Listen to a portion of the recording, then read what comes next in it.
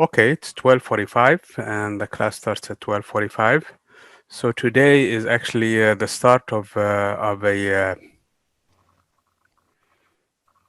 second part, or the third part, I should say, of this course, Physics 4B. Okay, the chapters that are coming together are 27, 28, and 29. So these are the three chapters that we will be talking about, leading to exam 3. Okay.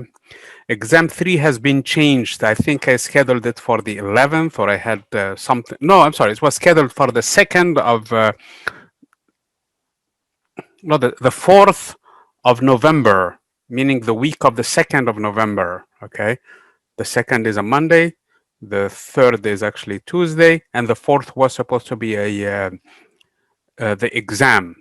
So we're not going to do the exam on the 4th of November. We're moving it to the 9th, which is the Monday after, which is basically how many days that is from the 4th to the 9th, 5 days later. So that's one thing. And actually it's on Canvas too. Okay. Yeah, it starts from the 9th going to the 10th, Carlos. Okay. The exam will be available the 9th at night and due on the 10th. So you're right. It's the 10th. Okay, I should say. Okay. So that is because the 11th is a holiday actually, or a school is off or something. So we can't do anything due on that day. Okay, we will not have anything due on the 11th. So there is no school on the 11th of November. So this is the exam.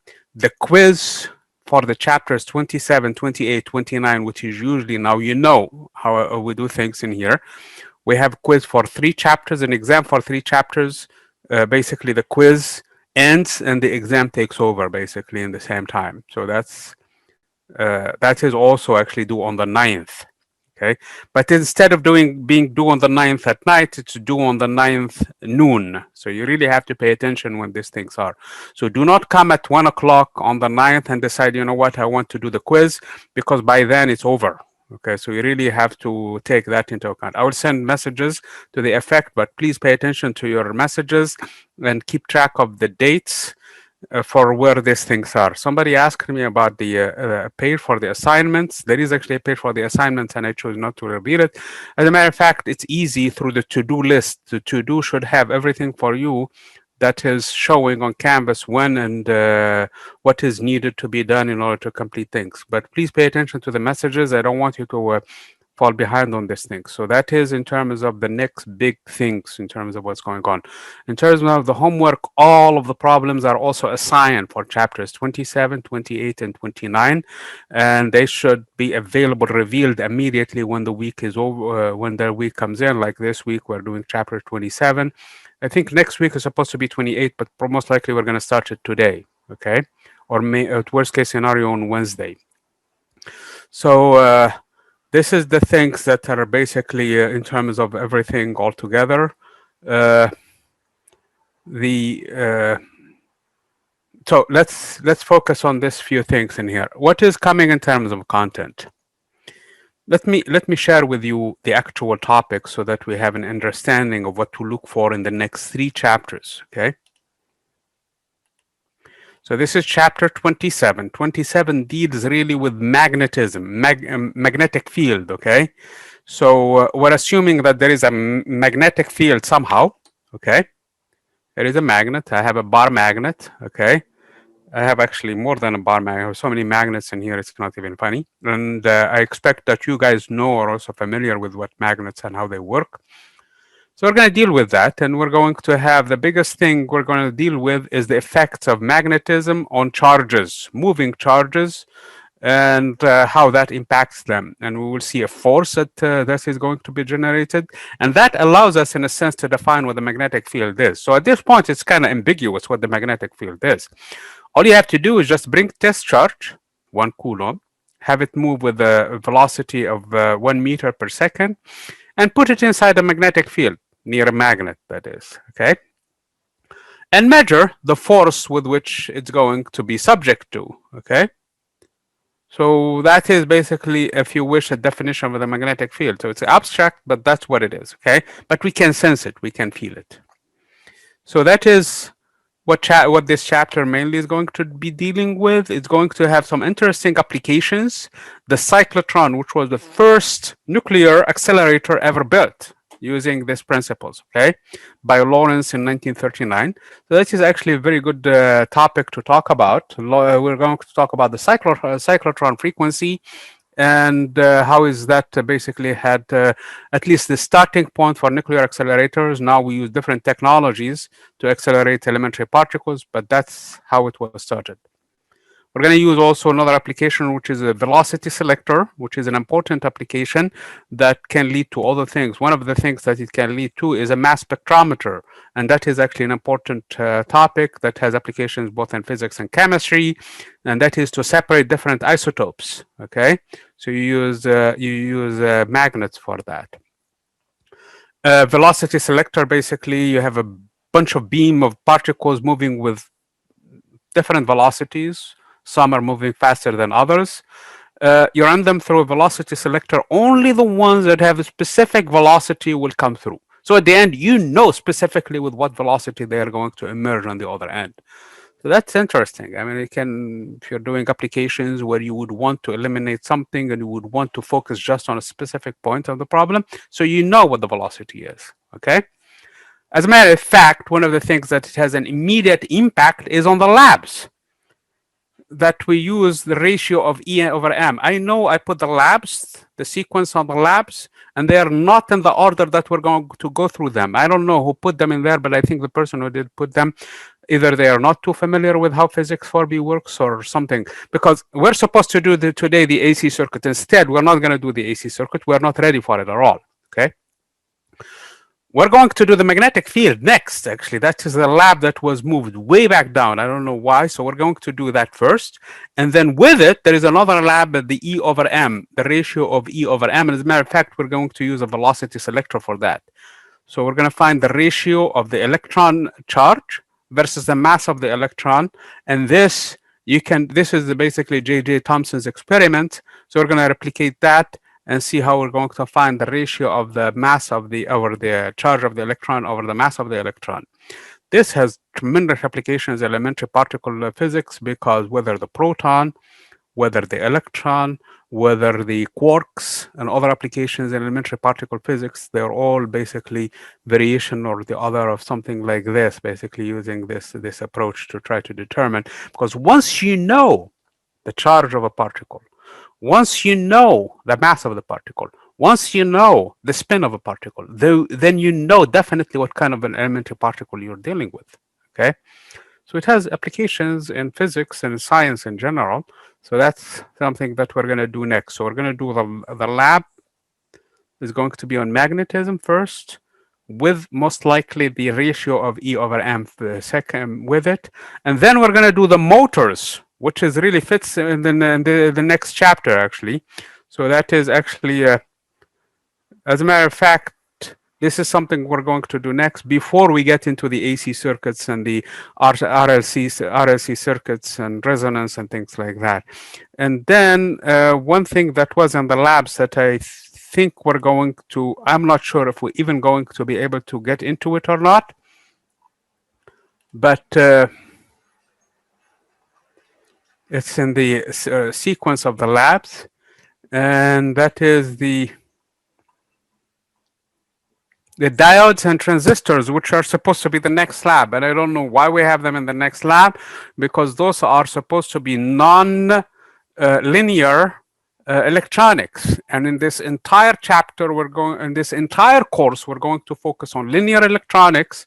We're going to focus on only actually what is called analog electronics, namely resistors, capacitors, and inductors. So when we get into nonlinear, it's just basically a way into looking at modern day electronics, which is really an analog and digital electronics, which is not what we are doing in physics 4B. Physics 4B focus more on analog electronics, not digital electronics. So if we have time to get into diodes and transistors, we will do that lab. If not, then we're probably going to be happy with doing everything that is in the sequence. Okay, so this is in a sense what we have for this class. So the next lab is going to be on magnetic field with a ratio of E over M, and then motors, and then we're going to do the AC circuits, followed by the AC-DC converter and the RLC circuits, where we do a resonance there. And then at that point, we would be done with everything except the diodes and transistors, and hopefully we get a chance to do those too. So that is basically for this chapter. Chapter 27, again, is focusing on all of these things. And then we're going to see how the effect of a magnetic field on a wire with a current in it, which is a bunch of charges moving in it, that's all. It's similar to the first question, really. When you have a single charge going next to a magnetic field, now you have a bunch of charge in a wire moving, so basically you're going to find the effect of a magnetic field on them, and that is going to be the effect of a magnetic field on a wire, okay? And then the effect, and then you take a loop, okay, of a current, a wire, like this one. Let me remove this thing. Okay, leave it. Here is a wire right now that is a loop made up of so many turns, okay? And then this is a wire, okay? And I can actually remove the connections with from the ammeter in here, okay? And you put it next to a magnet, okay? And you see what happened to it. In this case, it's not connected. But earlier, when I had that wire running through, it was connected. You should see, basically, in this case, a force exerted in this case, okay? We're going to find the torque, actually, okay? Provided there is a current. So we need the battery in here, actually, to connect it to this end. And then we will see, actually, a force. This starts to twist back and forth. This is the principle of, actually, the motor. So we'll actually be ready, actually, to do the lab for the motor, also the electrical motor, okay? And we're going to touch with the classical Hall effect, because there is another kind of version of it and more modern version of it. And that is actually, we're going to leave it for physics 4D, and that is a quantum Hall effect. We're going to focus on the classical quantum Hall effect to get some understanding on how that works and how it's used actually in applications in medical fields and everywhere else too. Okay, and actually it's used to measure now the magnetic field, okay? Chapter 28 will answer the question, what in the world is magnet? Okay. What is magnetism? That's a fun topic. I mean, because that's a question that no matter how old you are, you would want to know what in the world makes this one different than regular iron. Okay, because this is made out of iron. So what is that makes this one act differently so that it attracts and repels different colors? So right now it's attracting from here, but in here it's actually, it should be repelling. Yeah, and it's repelling and coming to the other side. So these forces, we need to understand them. And you will know that it's actually currents cause magnetism, okay? So that's in a nutshell what the charges in motion cause magnetism, if you wish, okay? We're going to get into know Mr. Biot and Misters, both of them, actually, two people, okay? Biot and Savart law, which is basically gives us a very, very powerful way of measuring calculating the magnetic field if we know the current. This is not gonna be an easy task, to be honest with you. This is gonna be very, very complicated calculations, but it is something that we should face and try to do it in sample cases, okay? It involves cross products, it involves integrals. It's really something that we have to really explore. So this is the foundation of trying to measure, to calculate the magnetic field, and it's going to help us for the E over M lab, because then we would be able to calculate the magnetic field in the coils themselves, that where the electron beam is supposed to be coming from. And once we find the magnetic field, then at that point we will know and we have an understanding of what that velocity is. So at the end, it's going to allow us to calculate actually the ratio of the electrons charge over that of their mass, okay? So that is something that we should do. Also, we were going to discover Ampere's law. Ampere's law is just the summation of this quantity for a wire basically carrying a current. And then we will discover that Ampere's law actually is a much better solution to our problem in trying to find a magnetic field when we have symmetry. This is the parallel to Gauss's law when we were doing the electric field, okay? So, and then we'll try to understand magnetic materials. Okay, what are magnets, permanent magnets, diamagnets, paramagnets, and all of the other materials with different magnetic properties.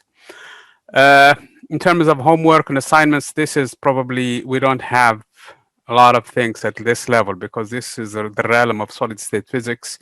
We're not going to be doing a lot of things in there. Okay. Chapter 29 deals with another thing. How can we create an electric field out of a magnetic field? The answer to it is you have to vary basically the magnetic field. The magnetic field has to change. Either the magnetic flux actually has to change. Okay. Once we have that, then we have an electric field coming from it. Okay. This will allow us actually to generate electricity.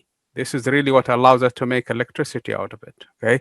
And that is the onset of the AC current. That's how the AC current is actually created. Okay. That's what powers everybody's houses. Actually, it's an AC current that is created by following Faraday's law. Then we will discover that Mr. Maxwell, in trying to summarize everything up to this point that we know, he discovered that there is something wrong with the Ampere's law. But I think that's going to be part of chapter 30. Okay, chapter 30 will deal with that issue, and that is going to be basically a summary of everything that we have known so far. So, just trying to make sure it's not covered in here. Then we'll talk about the eddies. Here, yes, that's chat 29.7.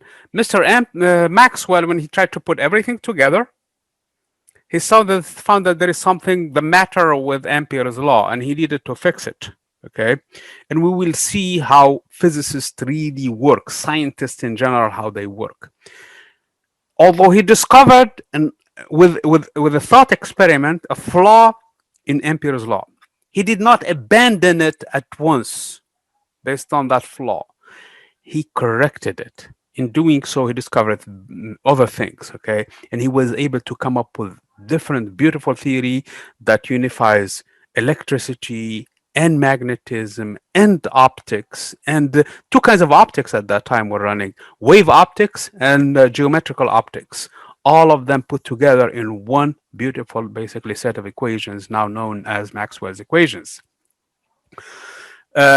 He was an inspiration to a lot of people. Among them was Albert Einstein himself, who was actually inspired by the work of Mr. Maxwell and in coming with the theory of general relativity. And then later on, Mr.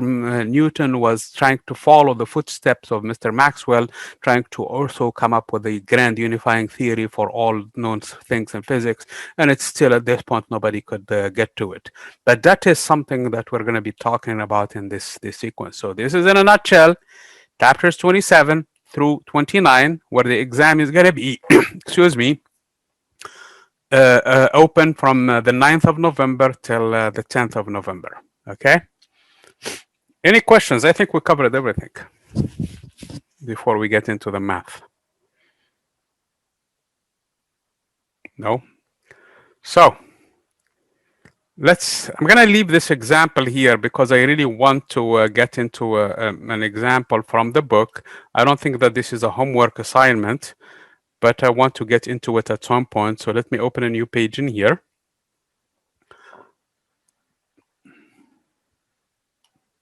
Of course, I'm not going to talk too much about 27.1. That is basically what magnets are. We all know that bar magnets, where is my bar magnet? The one that was long. It doesn't matter. What is it? A U-shaped magnet, which is called the horseshoe magnet, also would do. Okay. Here it is. Okay. So a bar magnet has two sides to it. Okay. If I put the same sides to one another, they will repel one another. Okay. Okay. But if I pull the opposite side, they will attract to one another. As a matter of fact, and there is another thing that you have to know, okay, about magnets. A magnet can induce magnetism in another magnet. So you have to be careful with this one. A stronger magnet can induce magnetism in the other one and vice versa. So the polarity might change on you on the fly and you wouldn't know it, okay? And this is actually not correct, okay? So it's still repelling. Okay, so it's reacting. So this is something that you know. Anyway, the bottom line is similar magnets repel, or like side magnets sides repel, and like sides they attract. That is something that we know from way back. I mean, this is something that we played with almost all of us. Okay, so this is something that we know, but it's interesting trying to understand that. So one experiment that we can think of is to have a charge with a velocity v running through a magnetic field. So let me try to get into my drawing. Draw. Pick up the color that I usually pick in here. This color.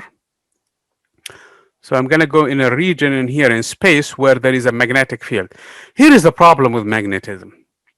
You cannot do it in 1D, that is for sure. You cannot do it in 2D either. Once you get into these chapters, the problems, they're all 3D problems, okay? You cannot do them in 1D. So the geometry from now on, we're going to assume somehow we have a screen and we have that depth in here. And that's why actually today I removed that background to make sure that if I'm going to show something, it's going to look fine, okay? So I'm going to have a charge in here, Q, with a velocity in one direction, okay, v. We're going to have in the same region a magnetic field in here, B. And I'm going to assume that the magnetic field is uniform, okay?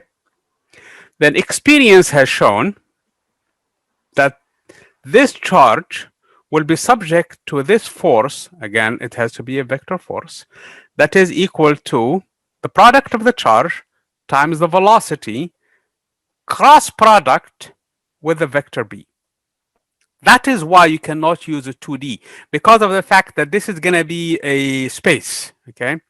So the resultant force is going to be neither parallel, not in the same direction with V, not in the same direction with B. As a matter of fact, not on the plane that is made up out of V and B.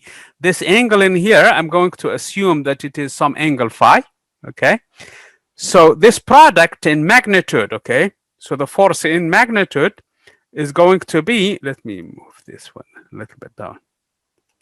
So the magnitude of the force, I know how much it is. So F is equal to Q V B times the sine of the angle between the two vectors, which I call phi, okay? So this is the magnitude of the force. Meaning, if these two were in the same direction, there is no force in this case at all. Okay, the magnetic force is sine of 0 is 0. Or a sine of 180 degrees is also 0. Okay?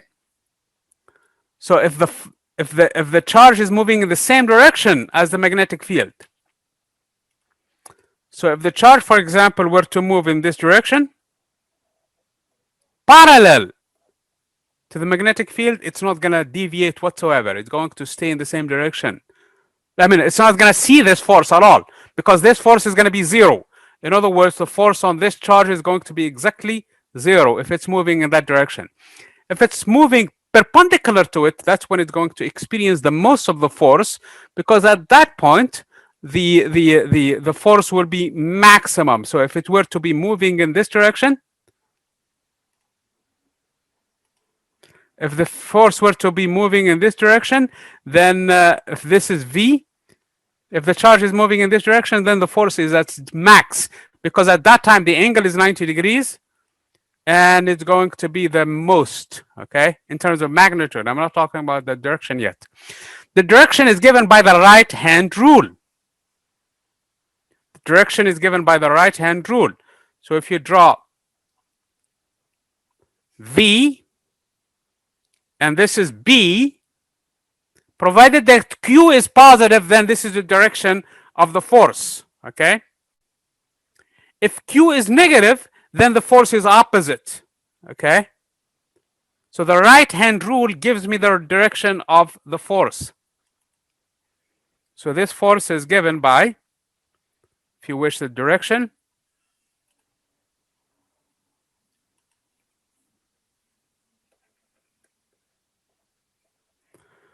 It's given by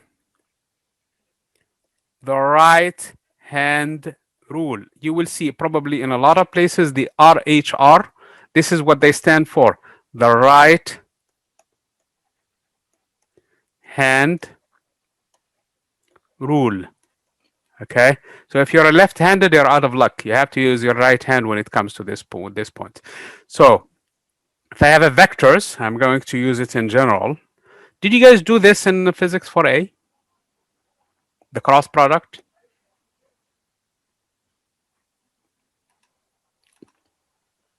Okay, so let's have a refresher on it because it's going to be very, very much involved and the exam will depend on this. So we really have to get an understanding of how that works, okay?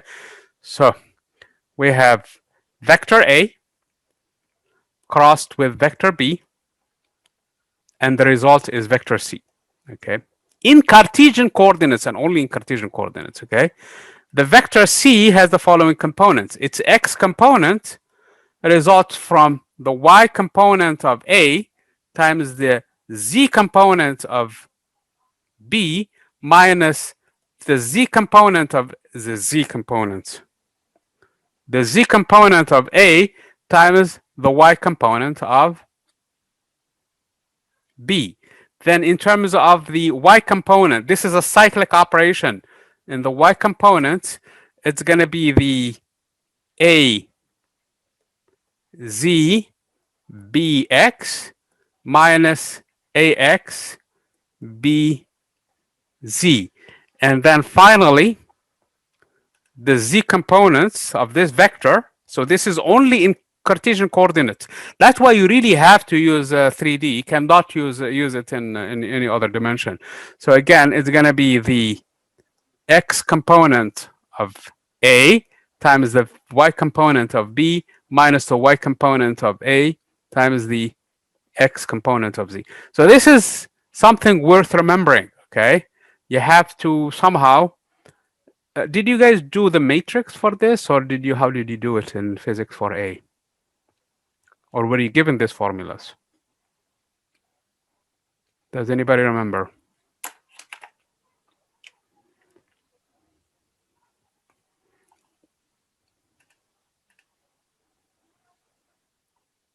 Not the matrix format, okay, Christopher?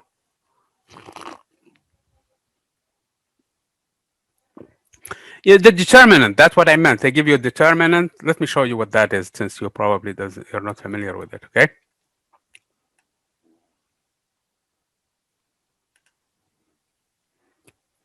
Yeah, okay. So you remember that, okay? So it's a useful technique too to find these components. And let me, for those who probably didn't remember it yet. So basically what you do in this case, you're finding the I hat, J hat, K hat, okay?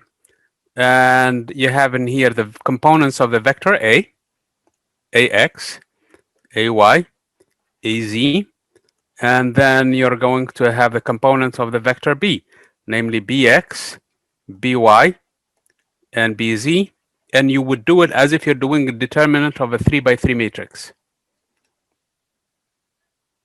Okay, so it's the same thing.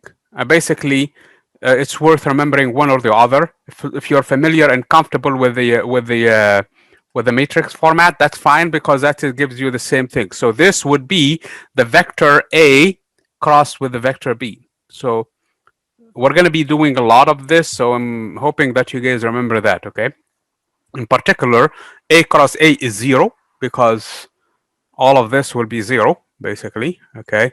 AY times AZ minus AY, so all of them will be 0. So as a matter of fact, the vector cross with itself is always 0 because of the sign of 0 in here, okay?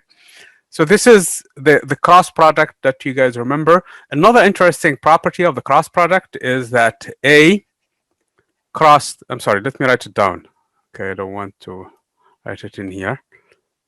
It's worth noting these things, okay? A crossed with B is the same thing as minus B crossed with A. This is not this is not a what do you call it?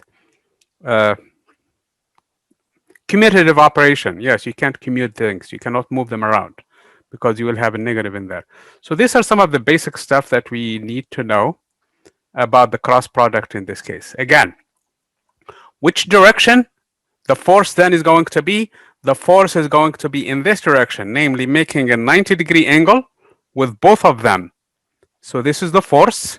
It's going to make a 90-degree angle with the vector v, and it's going to make also a 90-degree angle with the vector b, both of them, and this is where the force is going to point. Okay. So right now I cannot draw it that way because it's supposed to be coming out of the screen actually. Okay. Here is another thing that we're going to be taking as a convention from now on. Anything coming from screen, in order to simplify the representation for me, I'm going to draw it like this. So if you see a vector that I draw like this one, for example, the force F, what I'm saying in here, it's coming toward me. Okay. So think of the arrow. Okay. Then in this case, the arrow is pointing towards you. And if I draw it like this, that means it's going into the screen. Okay, so this is out of the screen, out, and this is into. So when you see problems, and there are a lot of problems that that follow this convention, that's what it means. So the direction of the magnetic field is into the page or out of the page. That's what they mean by it. Okay, so into the page is with an X cross, basically, as if you're looking at the tail of the arrow moving away from you. And with the pointy coming towards you, that is actually the direction of the coming towards you. So that is some of the things that we have to pay attention to when we're doing with this. So let's go back to our force in here. So this is the force that we have discovered right now. So this force is going to allow me to define the field, the magnetic field. So assume that I have 1 coulomb moving at 1 meter per second, perpendicular, so that the sine of theta is equal to 1. Okay, this is not the cross product. This is just the normal product. Time is the magnetic field. I'm going to define a 1 Tesla magnetic field as being just a 1 Newton. Okay, so if everything is 1 in this problem and sine theta also is 1, then in this case, that is what I define 1 Tesla. So that Tesla then is 1 Tesla is 1 Newton for 1 coulomb going around the magnetic field as 1 meter per second. Okay, I know what a coulomb divided by second is. That's actually an ampere. Okay, so this is actually, alternatively, I can write it as 1 Newton per ampere meter. This is the same thing. So this is a unit that I'm going to be using for the magnetic field. So in SI, if everything is in standard units, forces in newtons, everything coulombs, everything is ohms, you're not doing anything outside of SI, then the magnetic field has a unit of Tesla. It turns out that Tesla is a huge magnetic field. These magnets that I have in here, they are 0.000 probably 2 or 3 Teslas. So they are very, very, the Tesla itself is a huge magnetic field.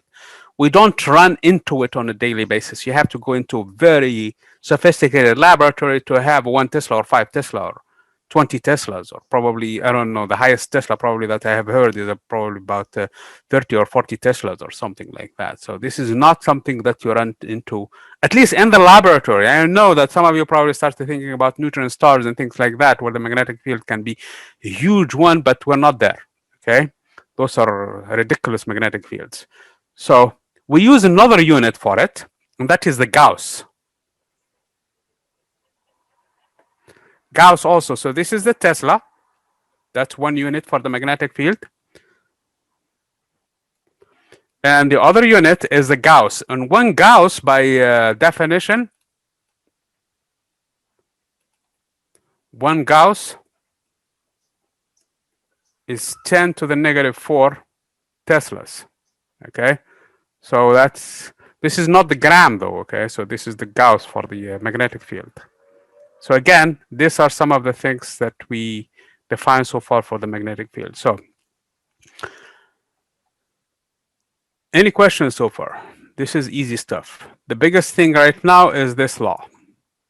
This is part of another law that the same charge can be actually inside a magnetic field too, and inside an electric field too. If the same charge happened to be inside an electric field in addition to a magnetic field, which is not out of the realm of possibility, this charge also could be under an electric field force, also QE. So the sum of the two is actually what is called as, so this is FB by itself. So this is the effect of the magnetic field. This is the effect of the electric field. Both of them can act in the same time. So, which is a Lorentz force. So both of them can be in the same time present. So we could have a possibility that I have a magnetic field and an electric field acting on the same charge. Therefore, the charge will be subject to these two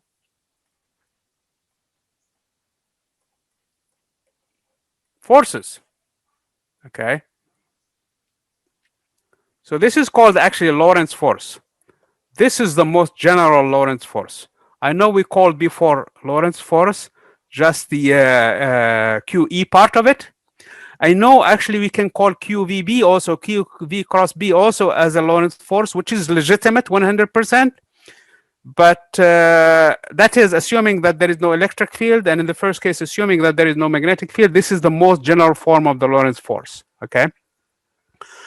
Now,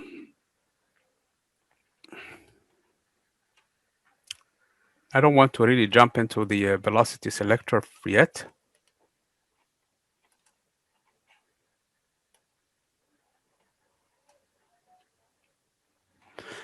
So let me first of all talk about this magnetic field lines, and then we're going to get into the velocity selector, which is an important topic in here. Okay. So the magnetic field lines, all you need is a compass. What is my compass? I had a compass in here.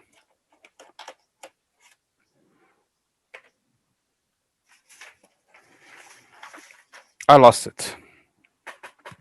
I hope you guys are familiar with it and how it looks like. I lost my compass. Anyway, I don't know what I am. Anyway, so with a compass, you can follow. Oh, man. Did I drop it? No, I don't see it. With a compass, you can follow the field lines, okay? And in the lab, actually, that's one of the things we would do. That is take a magnet and then you will follow it with the field lines, and it's going to draw field lines from the North Pole to the South Pole. So assume that this is a bar magnet, okay? That's a permanent magnet. You take a compass and you follow it, and you will see that the field lines will follow a path that looks like this. Okay, that means that is the north, and this is where the south is. Always the field lines will leave the north and come toward the south. So you follow the compass, okay, where it points to. So in this case, it's going to point this way. Oops, this is a bad drawing, okay? So I hope you guys can draw better than this. So these are the field lines. The trouble with the magnetic field is it always comes in pairs. Let's say, for example, today, I want to have this bar magnet and decide, you know what, I don't like this north and south. I'm going to break the north by itself and the south by itself. So I come into this point in here and use cutters and cut it into two pieces. This is how the right piece would look like. I'm hoping to have the north by itself because that's actually what the colors are saying in here. This is up to here is north, and from here it's south. If I think it's the other, yeah. So that's the north, and the other one is south. If I come right in the middle and cut it, do you think I'm going to end up with the north by itself and the south by itself? That is the question of the day. Can I isolate the north by itself and the south by itself? Daniel thinks no. What happened then?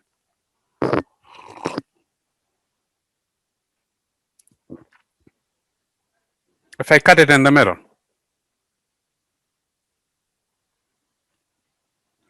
So it's going to be another magnet. Does everybody agree with Daniel, or?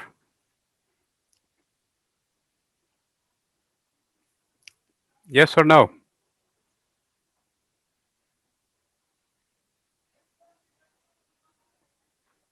Okay, Daniel agrees with Daniel, but I want somebody else to confirm. Okay, Christopher agrees. Okay, good.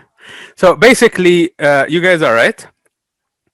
If I take a magnet and cut it in where the color coding is saying that's where the north ends and the south begins, I actually will end up with a new magnet, and I probably have to get a new coloring stuff in here to color this correctly. Okay, so this will be the north, and this will be the south. What happened to the other part?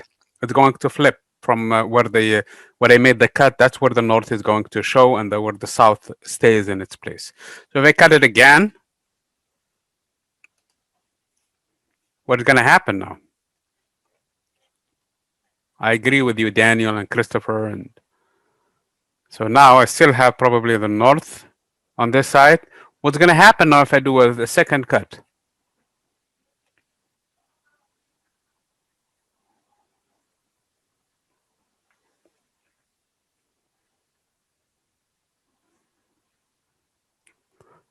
Daniel thinks it's the same thing. Does anybody agree with him or disagree with him? Christopher, now not sure. Anybody else? Because you know what, I'm going to push this one. Christopher, that's why he's trying to prevent the... Okay. Anybody else?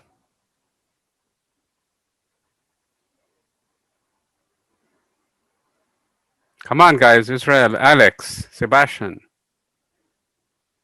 Eric, Carlos, Goking.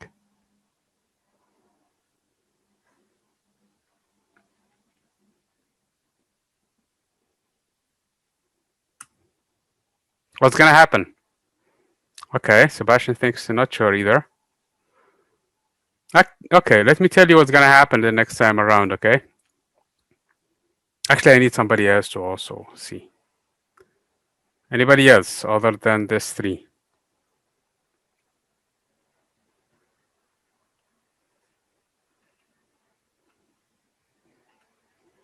You guys, this is not a democracy. Everybody has to contribute.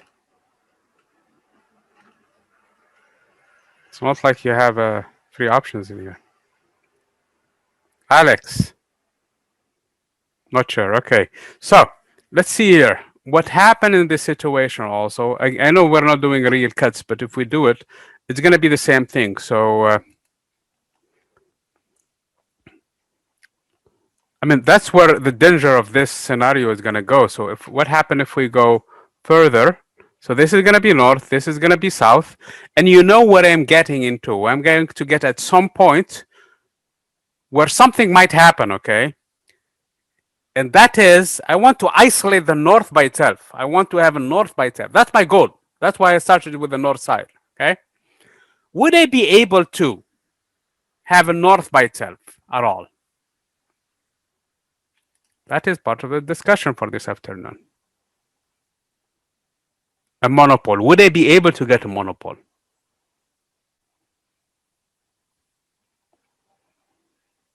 What do you mean not yet?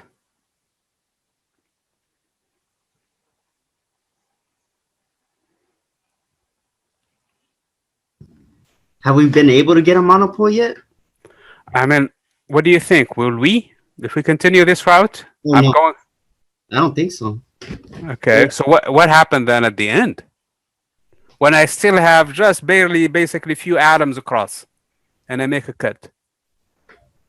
Good question. Okay, I still have 2 poles at this point, okay? And I'm about to make this last cut that I'm going to cut this things, okay? And you're saying that there is no monopole. So would I be able to get something out of it?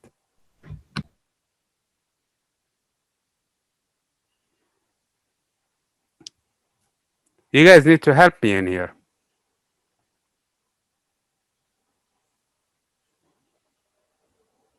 What happened to the magnet if I do the last cut? Would it still have magnet?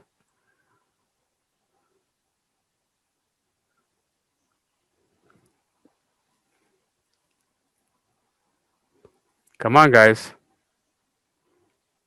You're not going to lose anything, actually, if you make any suggestions. Would I still have magnet, or would I have destroyed my magnet? would I have a monopole at the end, a north pole by itself, and I can take it and basically walk with it? Or would I have actually destroyed the magnet, the last cut, basically, whatever that is, a few atoms across, or maybe 2 atoms across, or 3, or whatever that I'm going to make? Will it create an atom with both north and south, or?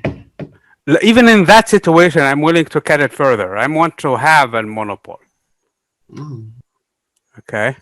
Would I be ever do that, or will I end up with no magnet at all?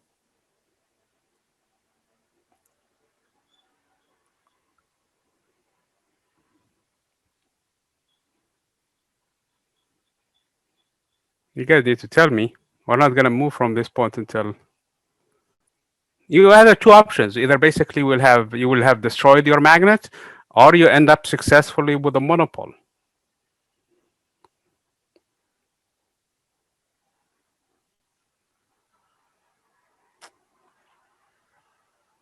Okay, Daniel votes for destroy.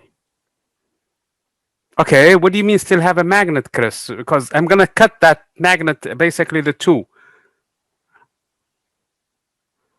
I will have. Will I be able to get a monopole by itself? Would I be able to get a north pole by itself, Sebastian?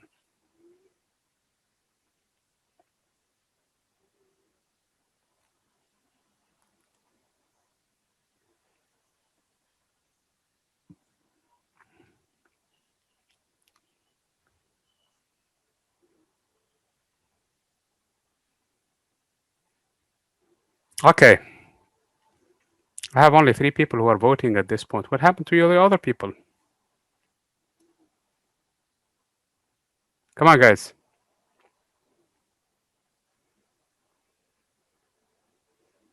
One more.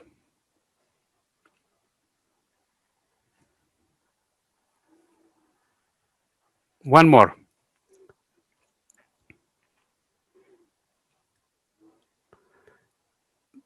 Okay. We will not, okay? We cannot do that. At the end, as long as you still have a north pole and south pole, and you can still make a cut. I know it's probably, this is a hypothetical scenario. You cannot isolate the north pole and the south pole by themselves. The minute you're about to do the last cut, you're going to destroy the magnet. You will not have any magnet. You will not have a north pole by itself and a south pole by itself, basically. Okay. Even the spinning electron, if you wish, that is actually a north pole when it spins. If it's spinning clockwise, for example, or counterclockwise, the way I'm doing it right now, so the north will be pointing up and the south will be pointing up. If you stop the electron, at that point, there is no north or south. It's gone. Okay. So at this point, there is no known experiment that can suggest that monopoles exist. Okay. So at this point, all the monopoles we know, at least in this universe, come in pairs. Okay. The poles come in pairs, north and south. There is no way for us to isolate a monopole, if you wish, without destroying magnetism. Magnetism will be lost. So this is the point for the later today. So I'm hoping that you guys will pick up this on this one in here. Okay. And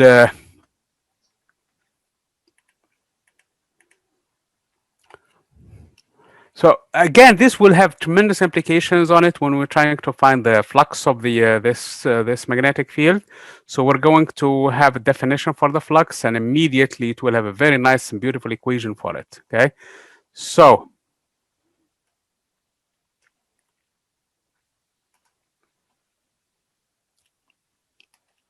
just want to keep in check in here to make sure that. Okay, practical applications. This is the stuff that has implications for your exam and for your homework and things like that.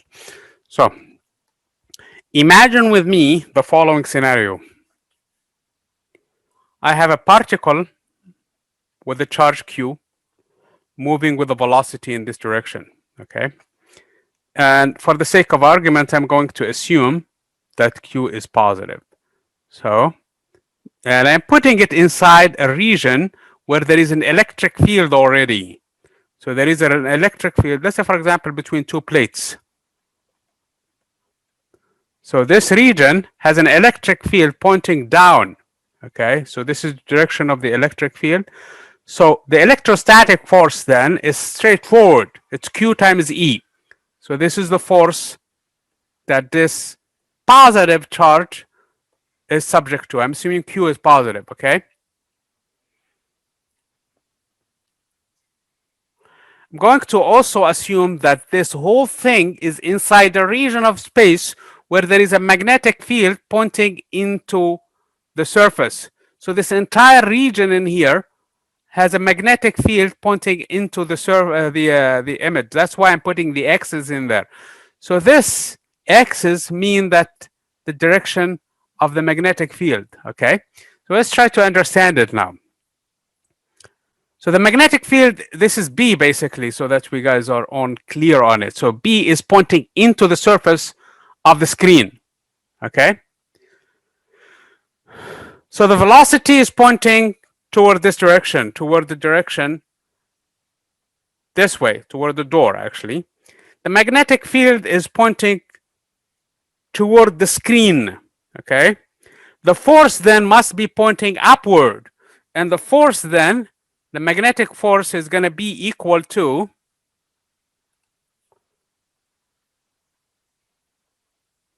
QV crossed with B.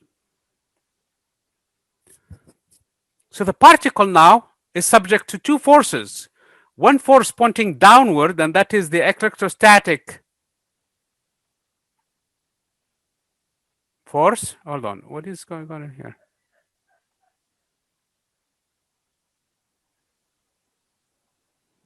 Okay. And then the magnetostatic force is pointing upward. This is a uniform magnetic field, so it's not changing with time or anything like that. So everything is time independent. The velocity is uniform, okay? So depending, because now, if I write this is the y direction, for example, let me choose this direction to be the y direction, the positive y direction. So the force then in the y direction is the difference between the two. It's Q times minus E, because E is negative, plus in magnitude, it's V times B, because the velocity is perpendicular to B, so sine of 90 degrees is 0, and V is constant and B is constant, so and Q comes out of the formula in here, and so this is basically what I have in this case. Now I have three possibilities, as a matter of fact. The first possibility is that the E is greater than VB, and in which case the particle will fall to the lower plate because the force is more negative than anything. So it's going to fall down. Depending on how fast it's moving, it's going to be really a projectile motion. If it's moving too fast, it's going to move forward. So you can find the range where it's going to land. Okay, so you're going to find exactly where it's going to land on the lower plate. If, on the other hand, the electric field is less than VB, then the particle will fall to the upper plate, depending again how fast it's moving. So if it's moving too fast, it's going to go further and fall. If it's moving too slow, it's going to fall immediately to the upper plate. That is, if E is less than VB. The third possibility, so this possibility in here falls to the negative plate. This one falls to the positive plate. This whole analysis relies on the fact that Q is positive, okay? Now, if Q is negative, the whole thing backward, that's all, okay? Everything is flipped backward. Now, if E exactly is equal to VB, then in this case, this force is 0. There is no y velocity, no y force whatsoever. Then in this case, Fy is equal to 0, and the particle will come out unaffected. So it's going to come out in the same direction. So if that's the situation, this particle will not fall up, will not fall down, and it's going to emerge with a velocity that is given by this expression. The velocity is actually equal to E over B. So this is what I mean by velocity selector. So by fine-tuning the value of E, which is easier to tune because this is easy, you can put it in between, for example, a voltmeter, a volt power source, and you can adjust the resistance or something like that to deliver just specific voltage. So this is actually easy to do with the circuit. So by adjusting the value of E, I can have specific velocity that is going to emerge on the other side.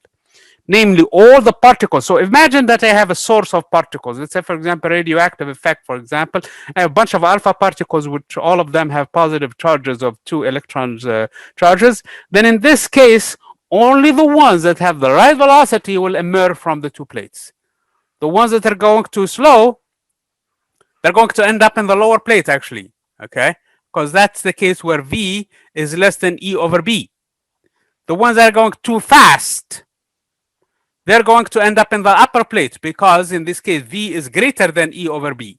The ones that have exactly the value of V equals to E over B will not fall to the top or to the bottom, and they will end up being straight out. So this is what we call a velocity selector.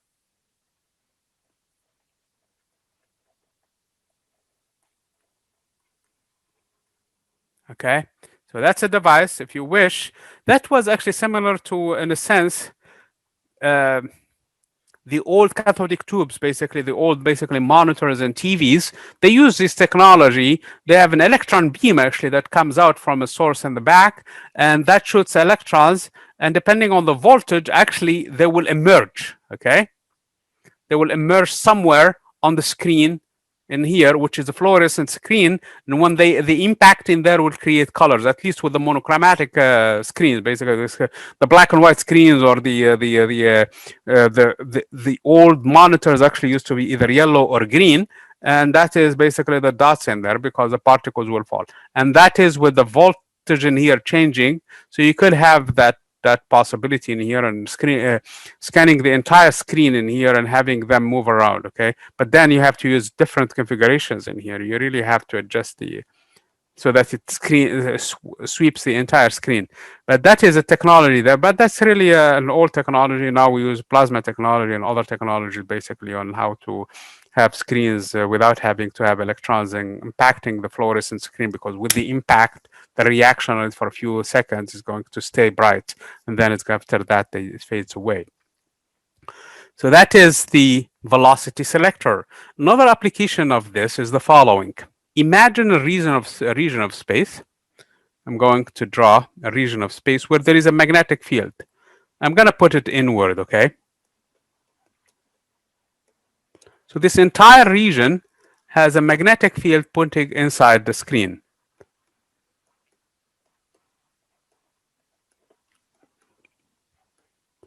So when I'm drawing in here is B, the magnetic field.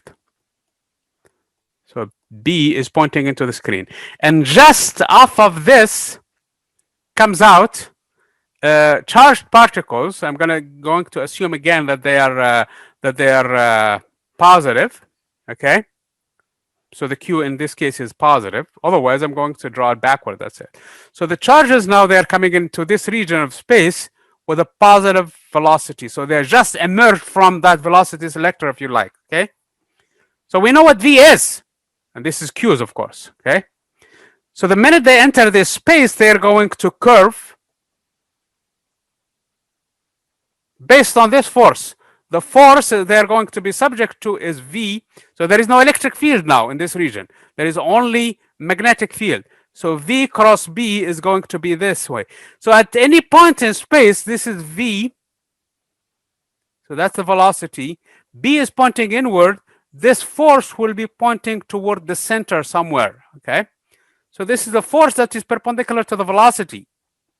from this definite, because the force is always perpendicular to whatever makes it in this case, which is V cross B. In particular, it's perpendicular to the velocity. So this is actually centripetal motion. That is when the motion is, the force is actually pointing toward the center. As a matter of fact, I can apply, assuming that this has a mass m, it can apply Newton's law of motion, saying that in this case, F equals to ma, and apply it in the centripetal direction, where a is equal to the velocity squared over the radius of the curvature. This is r. So this is the radius with which it's going to curve. Okay, how far it's going to land, really. Okay, it's going to land 2r's from here. So this distance is 2r.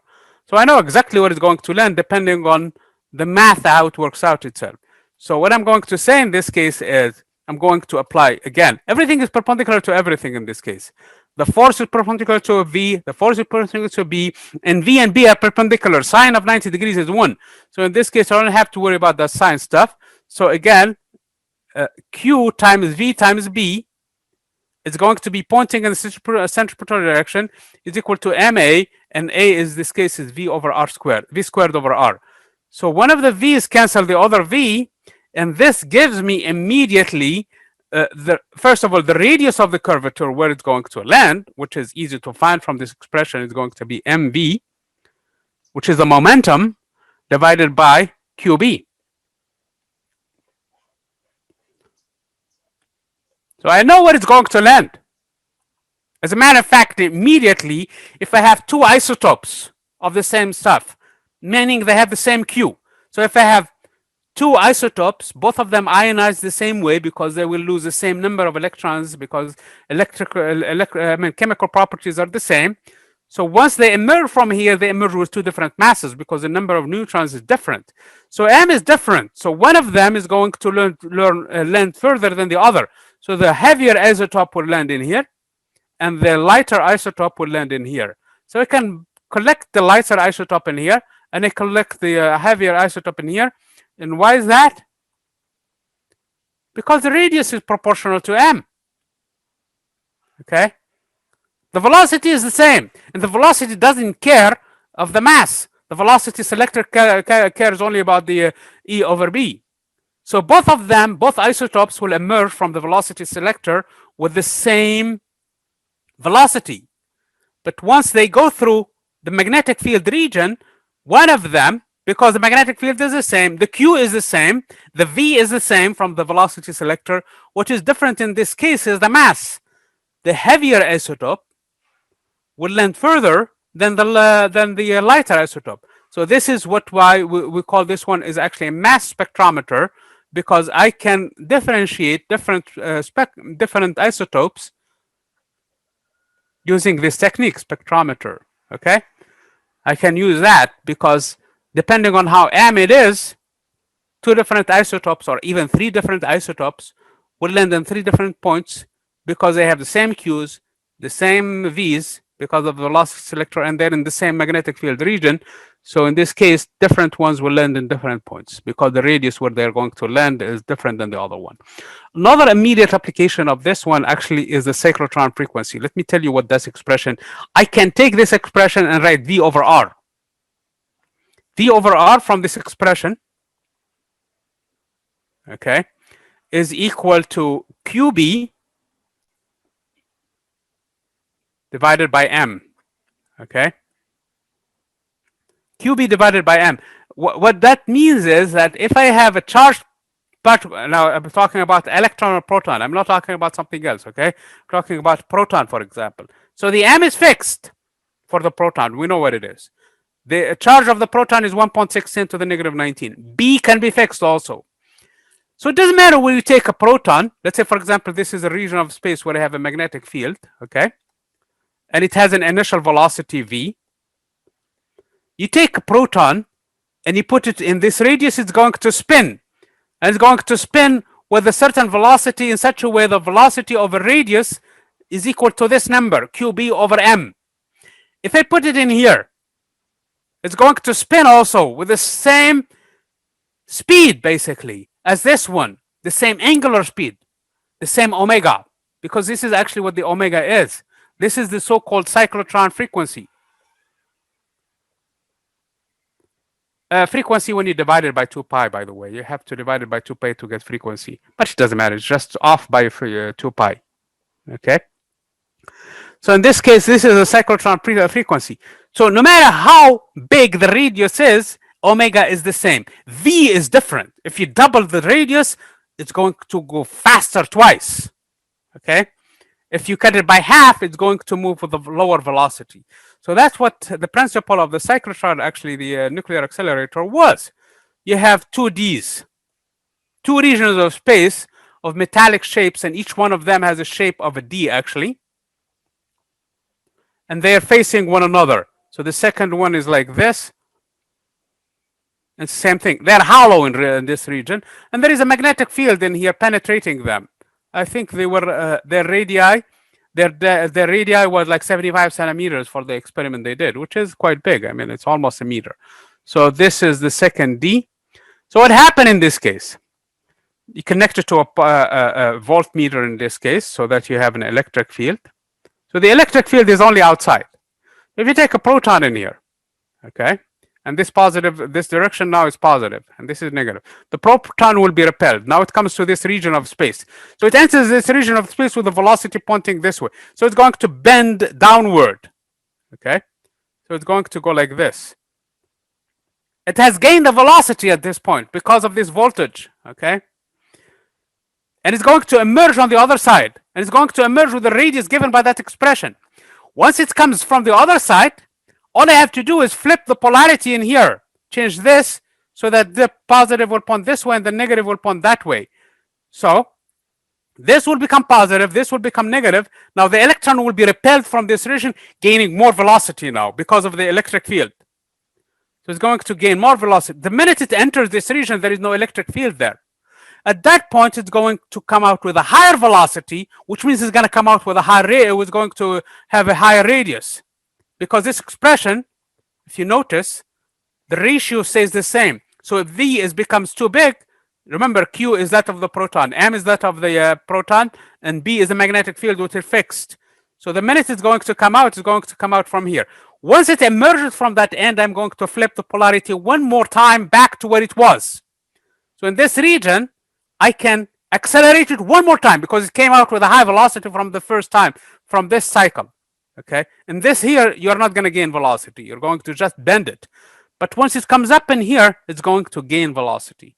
Okay, and this region now is going to have a higher velocity, so it's going to bend more, and it's going to come out from this region. Each time between the 2Ds, I'm going to flip the polarity. How fast I'm going to flip it? I'm going to flip it with exactly this frequency. Okay. So the flipping has to be with this frequency so that each time when the proton emerges, it comes out so that it's repelled from the positive and attracted to the negative. Okay? Then it's going to be bent in the region of the magnetic field with a higher and higher radii because it comes out with a higher and higher velocities because this ratio needs to stay the same. The last point in here, when it comes out to the last entrance in here, there is a hole actually in here. It's going to come out of it with extreme high velocity. Remember, the voltage did not change. It's the same voltage. You could use 110 volts if you like, or 120 volts if you like. But each time it's going to emerge, the magnetic field is going to force it back to the same region. The magnetic field stays constant, and each time it's going to gain more velocity than what it did before. Hence, accelerator. It's going to have, as if you only had it between huge voltages. As a matter of fact, the call Lawrence was not there when he did his partner did the experiment. So that basically with, I don't remember what, I think like 1,000 volts, we ended up with the equivalent of 1,000,000 volts, as if we did it with so many million volts, because it's really a huge accelerator, this principle in here. So that was the idea behind the nuclear accelerator. So this is the cyclotron. The idea behind it is this ratio that is independent of the velocity, which is very good, because then you can use that frequency to just flip the signs just enough so that each time it's going to emerge with higher and higher velocity. And the reason why the velocity is higher, you're not paying any higher to the power company. The power company, you're telling them for getting 120 volts, that's all. using it for several hours. It doesn't matter how long the experiment is going, as long as each time. So you're not getting 1,000,000 volts from the power company. You don't need a huge transformer in the building to do that. Okay, so you're paying them exactly for what you pay them probably for something else. But at the end, you end up with tremendous velocity. Okay, so what is the role of the magnet in here? Does the magnetic force do work? That's the question. Work of the magnetic force.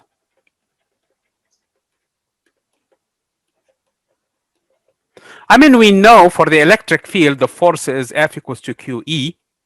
The work, we calculated it, I don't know if you guys remember, is QV, okay, where V is a voltage. So that's that because the electric field derives from potential, and we found that the energy is, which is Q times V. So delta V is the change in potential. Therefore, that's actually the work that the electrostatic force does. The same question I want to ask it now for the magnetic force. And you will not be surprised to find the following. So the magnetostatic force is this much. Okay. So if I want to find the power, if you guys remember, is the dot product of the force with the velocity. This is something that you have seen in physics 4A. Okay. If you don't believe me, just take the work, which is force times displacement. Okay. This is the work. And you divide that by dt. Okay. That is actually what the power is, divided by dt. And this ratio is the velocity. So this is F times V. Okay. This is what the power is. This is in watts. Okay. Now I want to find what this power is for the magnetic field. So the magnetic field for this case is going to be Q times V cross B dotted with V.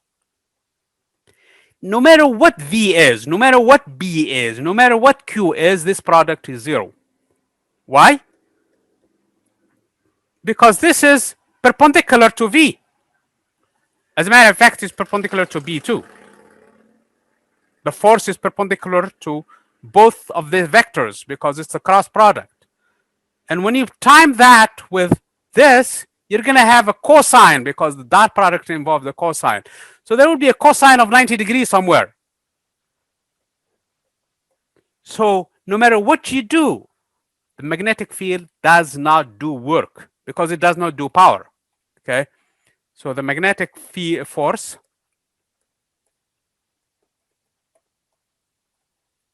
does not do work. It's every day of the time, all the time. For the magnetic force is a weekend. So it's on a vacation. So it's kind of that's why in this region, when it was in here, you're not gaining velocity. As a matter of fact, all you're doing is bending the particles, okay, the charged particles. So that's really okay. Let me put my charger in here. My computer is about to die. Okay. So that's why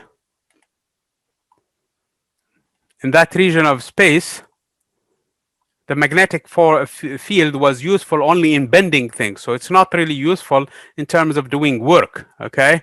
We will see down the road, yet the magnetic field actually gets work done. It doesn't do work, but it gets it done. So it's in a sense, it acts like a bosses. It really helps things done, but it doesn't do work directly. So this is an important result in here. So the work of a magnetic field is zero always. Okay, so once you have a magnetic force, it does not do work. So it's an important result.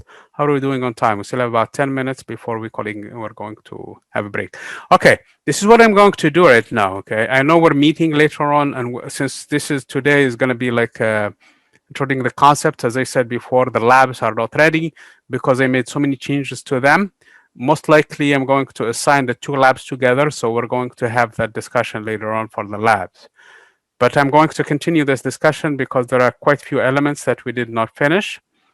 So we're going to find the magnetic. So we did so far the point charge. Okay, so the next topics are going to be the magnetic forces on current carrying conductors. So basically, you have a wire that has a current running through it, which is a bunch of charges moving in it. we're going to find the force on the wire, okay? And how currents loop. Basically, we'll have to introduce the loop because that's going to help us understand actually magnetism. And we're going to find the torque then associated with these forces. We're going to find the magnetic moment for that. And if we do that, I think we're going to be fine today. If not, hopefully we can get to the other two topics. I don't want to do a lot of things today. Actually, was kind of light a little bit in terms of physics, honestly, because we just basically introduced this big topic. So we're going to meet later on for about an hour and 15-20 minutes. I don't want to also make it into a 3-hour thing because after that I lose focus, you lose focus, and it's not going to be useful. Meanwhile, watch for the lab instructions that are coming, and we'll have the discussion for the lab probably next this coming Tuesday, or Wednesday or next week. Okay, so we're going to stop in here. Hopefully I see you guys later on in the discussion for the lab and the link for the lab on Canvas. Any questions before we meet later on?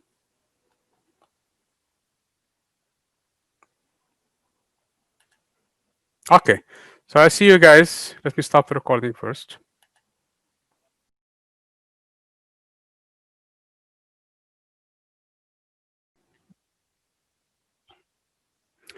Again, welcome for today is actually October 19th. We are doing the lab session right now, but like I said before, the lab is not ready yet because I shuffled the labs a lot, the way that they're supposed to be anyway. Oh man, I'm sorry, my picture was not also. Anyway, like I said, I shuffled the labs a little bit, so we're gonna have the labs, a couple of them, they're going to be together, and I think we're gonna be fine in terms of meeting the requirements for all the labs for this class, so we should not have any difficulty with that. In terms of the lectures, basically, we should be able to get through chapter 27 this week, hopefully even get to some parts of chapter 28. I also was going to solve at least one of the problems that is not a homework problem, but is actually one of the problems from toward the end of the book. I think it's problem 74 from this chapter. And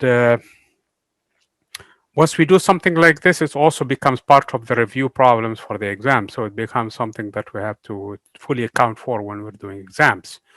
So in other words, so this is going to be included in some sort of an exam format too, if in case we get to it. So it's not necessarily a problem that's going to be in the exam, but one of the review problems for the exam. So let me share with you a screen where we stopped last time. Since this is, like I said, we're turning into a lecture, we cannot really do 3 hours. It's going to be too much for anyone to do that. It's going to be too much stuff to be covered in 3 hours. So we got into this basically midway in chapter 27, and we get to some applications of this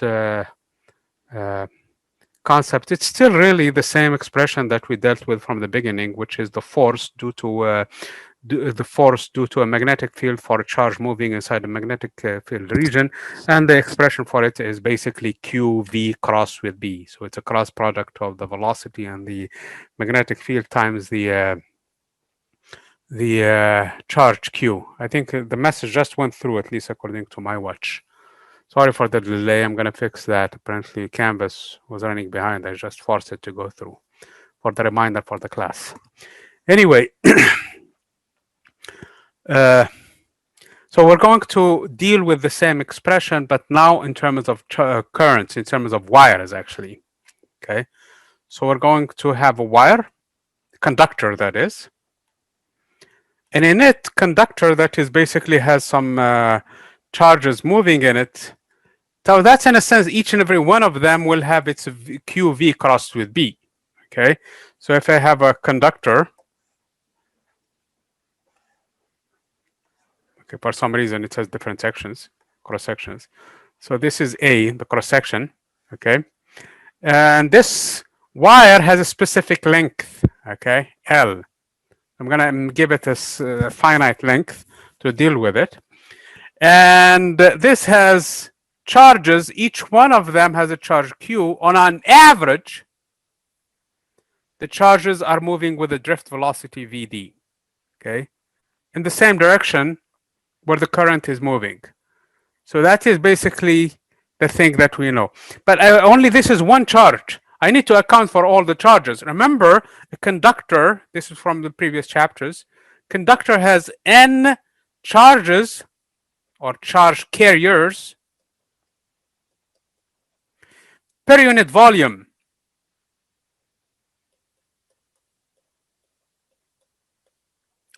So this is one of the characteristics of what conductor is. So we need to really have the type of charges, which are usually electrons, so we could replace Q by E. And also we need to know it's the density of charge carriers, basically, how many do we have available?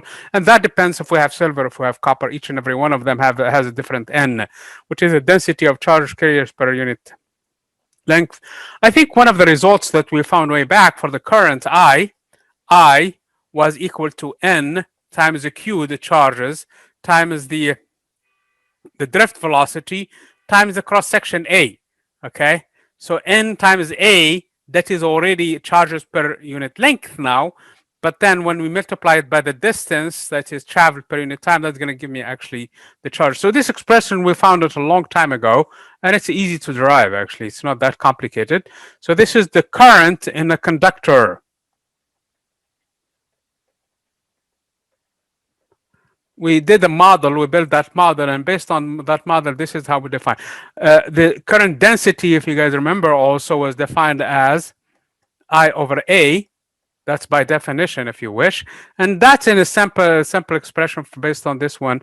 It's just the number of charge carriers times per unit length, per unit volume, I'm sorry, times Q, which is the actual charge times the drift velocity. So the drift velocity is an average velocity.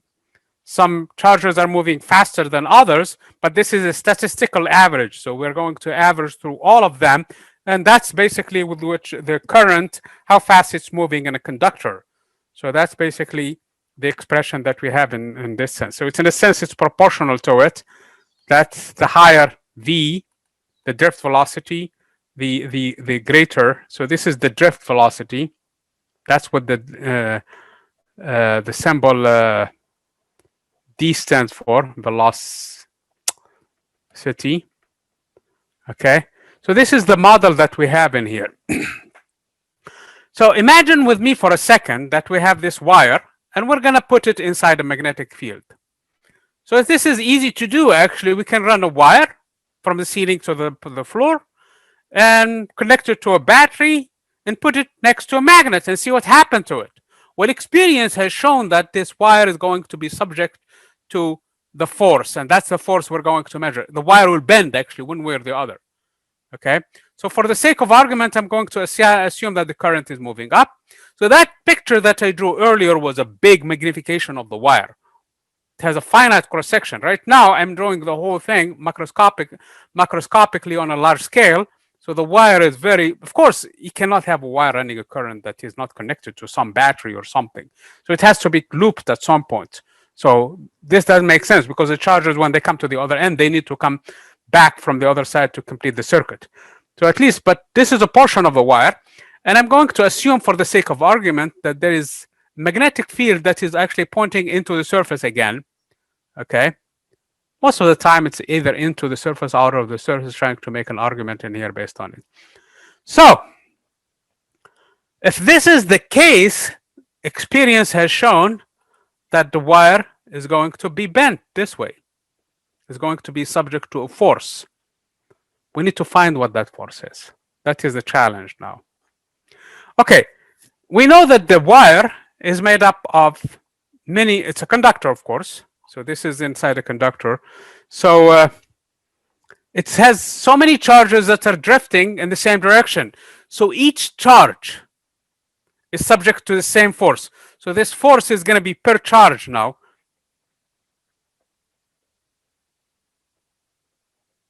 And this is an average force, if you wish, okay? It's going to be N times Q. I'm sorry, where is the N coming from? Sorry.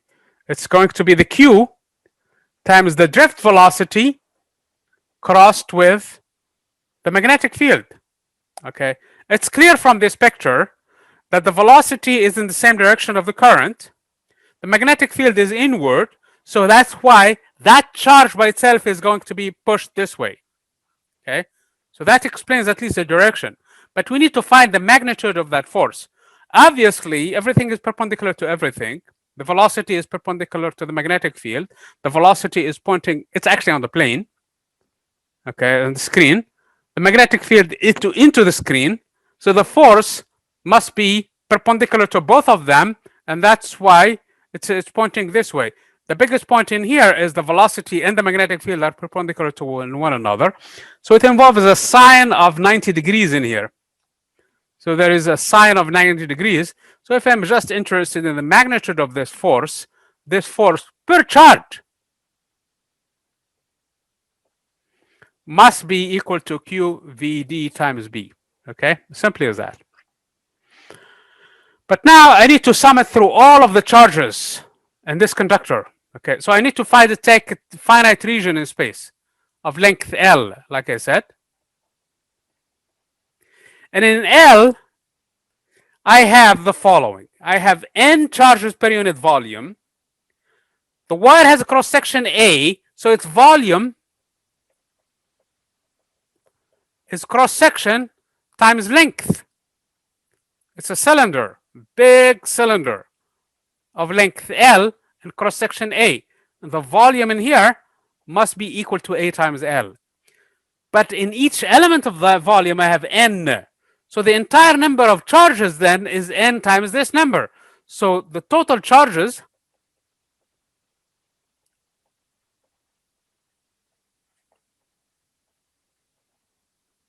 is N times A times L, where L is the length of the wire.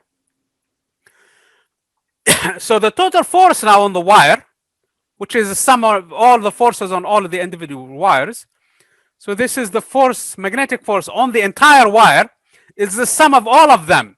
And since I have N times A times L charges in this volume, all I have to do is multiply it by the average velocity, average force, which is QVD times B. So this is, in a sense, the force exerted on the entire wire, or at least the portion L of it. Total force on the L portion of the wire. Okay, so that's basically the argument. So what we did first was find the force on a single charge. On a single charge, having charge Q, on average, it's drifting with the velocity d. That is the drift velocity, the average drift velocity inside the conductor. So on average, basically, this is the average force on a single charge sitting in a magnetic field of value B. Then because of the sign being equal to 1, in this case, everything is perpendicular to everybody else. So in this case, the force per charge is this much on average. Okay, so this is actually an average quantity. So don't worry about some of the charges that are moving faster than others, because all we're using in this case is a drift velocity, which is an average velocity. Then I asked how many charges are in this element of wire. This wire has a cross section A and length L, so the volume is a cylinder of cross section A and length L. So the volume is A times L. Then the total number of charges is the density of charges, which is the number of charges per unit volume, N times the cross section times the length, and that is the number of charges. Each and every one of them on average is subject to this force, so the total force must be this thing. So that is the force on the wire itself due to a magnetic field, or at least a portion of it. So FB then, I'm going to rearrange this expression only. So I'm going to put the N on one side times Q times VB times A, that's one term, times L times B. Well, this is exactly the current. This is the current that we have seen before. N times Q times VD times A. That is the current inside the wire, which is simply equal to the number of charges that cross This said go through cross section A per unit time. Okay, that's what we have found a long time ago. So this expression then, the force of a wire, the force on a wire by magnetic field B is simply equal to, sorry, where is the Q coming from now? All of it is just I times L times B. Let's think about the directions now. I'm going to express this one, instead of the current, I'm going to express it with the length L. So L is pointing in the same direction as the current. So this is L as a vector L. It's pointing in the same direction as the current I. Okay. So L is pointing upward as a vector. If I assume the convention that the vector points in the same direction as the current, the magnetic field is inward, and the force is pointing in that direction. So it's still the same expression, but now expressed in terms of L as a vector. So this force now, then I can express it in terms of vectors as I, which is a scalar, times L, with the convention that L is pointing in the same direction as that of the current, crossed with B. So this is now a generalization of the previous expression that we have seen already in this chapter, where we said that the force, Lorentz force on a single charge, moving with a velocity v inside the magnetic field, is given by the expression of Q, which is the charge of that single charge, times with the cross product of V cross B.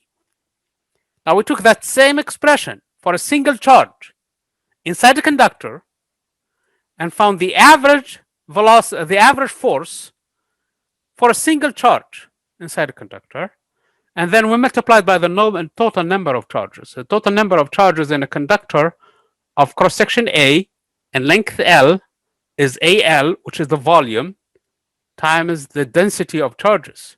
We rearranged the expression a little, and we ended up with this one. So I know quite a few of you joined us a little late, which is probably due to the message that came a little late, but we know that we're supposed to meet at 2:30 anyway, so we should not really rely on those messages. So again, we took a wire of a given cross-section A, and where the charges are drifting on average with a drift velocity Vd. Remember that? That's not an instantaneous velocity. Not each particle has that velocity, okay? So this is an average velocity after you drift, you average everything. There is a random component due to the thermal agitation that cancels out. So the only thing that is left is the one that is due to the electric field inside the wire that has a current running through it.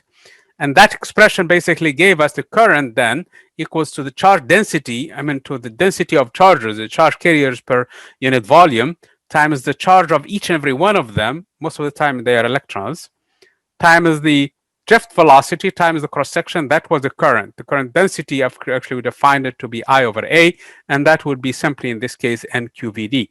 But that we didn't care about the current density in this expression. We just care about the total current, because it's going to emerge out of this expression. So what we said in this case is a single charge in this wire that is sitting in a magnetic field, I drew it in blue in this case, pointing inward, will be subject to this force on average.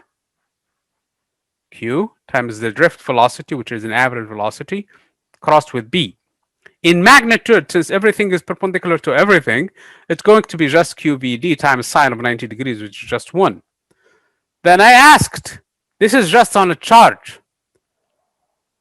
And the entire wire, how many charges carriers it has? Well, it has the volume, A times L, times the number of charge carriers per unit volume, which will give me N times AL. That is the number of total charges in this region of space, if you wish, inside the conductor that you all have. Because the wire has a cross-section A, and it's a length L. So A times L times N, that gives me the total charges. Now, rearrange the expression, because NA times L times the whole thing. We shuffled the things around a little.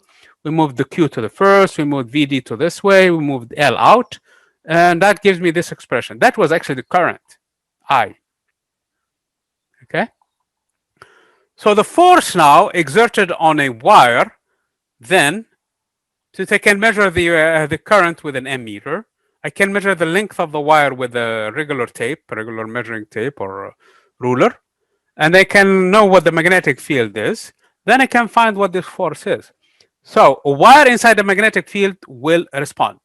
As long as it has a current in here, a regular wire will respond to it, will move one way or the other because of that. So magnets affect wires with charges in them that are moving. Remember, a wire with a current in it is still neutral. This is not charged because each time a charge moves from one point to the other, another one replaces it, and this atom stays neutral. So each atom actually inside the conductor is still neutral, albeit charges are hopping from place to place, but they're still at any given point, the total wire is still zero. I mean, the total charge in the wire is still zero because positive and negative, they cancel out, and in the end, it's neutral. But it has a current in it, now it's going to be affected. If I reverse the polarity of the magnet, if I take the magnet and change it, okay, then in this case, the wire will bend to the other side, okay? So this is sensitive to that. In other words, this cross product will change. If I change the B and change its sign, the whole thing will change sign, and the force will point in the opposite direction. Same thing if I reverse the current, actually. If I keep the magnet in the same direction, but I change the battery, basically, the ends of the battery, flip them around, then in this case, the force also will change, okay? And if I do both, of course, it's going to stay the same direction. So that's where this effect of this is the force exerted on a single wire. There is an interesting problem for you guys. I know I didn't assign it, but we're going to do problem 74, which is I'm going to include as part of the discussion. If I have, where is this going to be acting actually? Where would this would look like? So that is the question that we are going to be asking later on in chapter 74. And it turns out to be right in the middle on average of the wire, as if it's in here. But the entire wire will actually move, okay? The entire wire will move. The center will move probably the most, but at the end, the entire wire will be bent. And that is because you have it held from the other side. Now, if you free the other side, the whole thing will start to move one way or the other. The wire itself will move, okay? Depending on the magnetic force. That's an interesting thing. That's actually what Ampere and everybody was playing with at some point. They wanted to know why wires with a current running in them bend, okay? So they wanted to understand this part, and this is the expression that you can experimentally verify with a 1 meter wire, for example, and 1 amp running through it. And if you can get to 1 Tesla magnetic field, that gives you also 1 Newton. So that's another way of actually defining what the magnetic field is. By the way, this expression for the magnetic field, which is the 1 Tesla, yield itself 1 T, yield itself much easier to the definition of the units in this case, 1 Newton per ampere meter. Okay, exactly how we defined it in the beginning in there too. When we divide Coulomb per second and we said that that's an ampere. This is actually a more direct way of defining what the units are in terms of Tesla, okay? So that is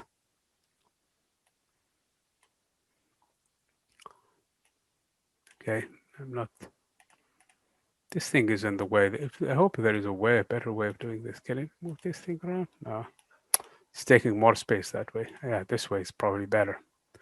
Anyway, let's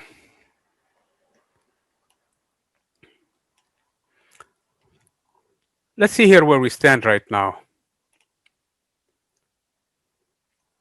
We're going to take now this wire, and if you guys have any question, please ask, because I just basically minimize this the things from campus, okay? From campus, from Zoom. So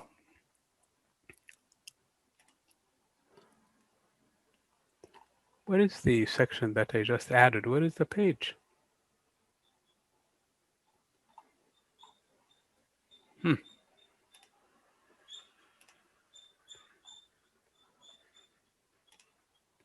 I don't know where the discussion, I think I probably added it somewhere else, but I lost it. Oh, here it is. I'm sorry.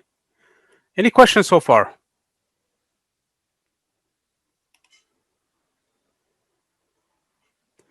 So this is what I'm going to do now. I'm going to have a wire, a loop of a wire. Okay, a wire.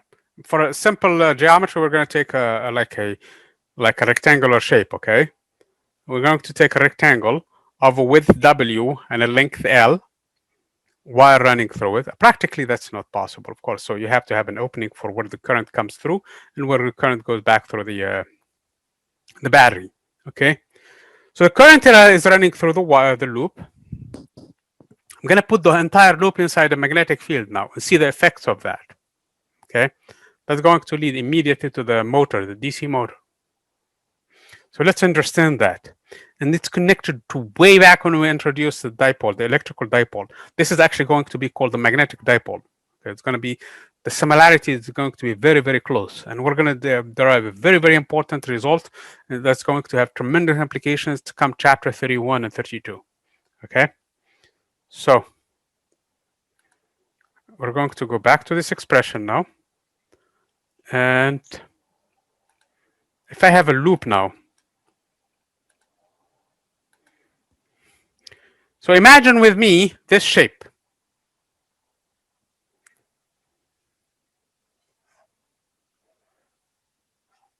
So it's a rectangular wire. I'm saying this is not practical in a sense. You have to technically to have at some point in here small openings for the battery somehow in here so that the current actually will go. So this must be an opening where the current will flow and go and come back from the other side. But for the sake of argument, we're going to take it as a simple straight out, because that opening is small anyway. So we're not going to worry about it. So I'm going to delete that part. Delete that.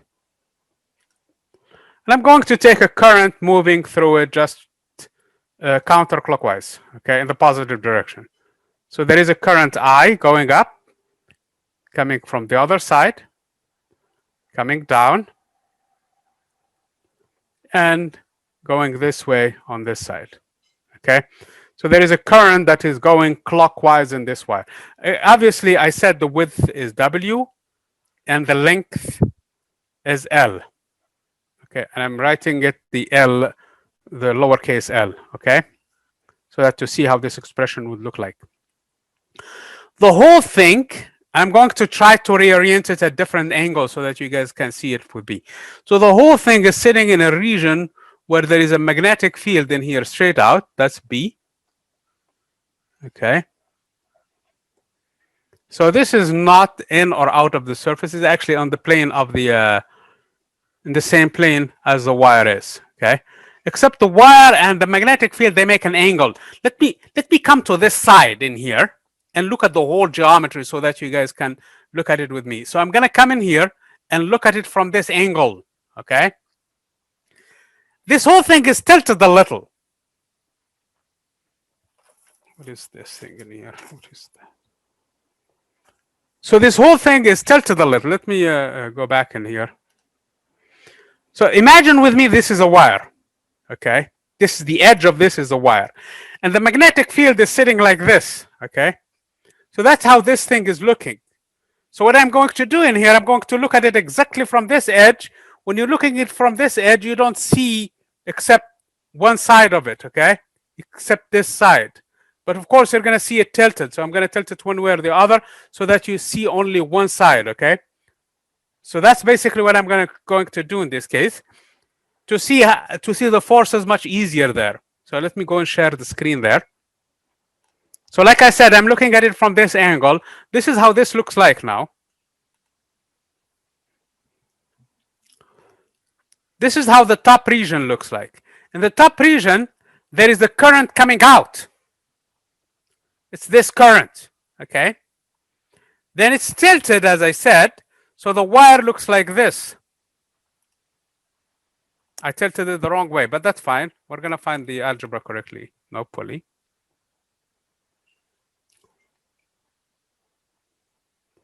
So the current now is running down, and in the bottom, it's moving toward the other end.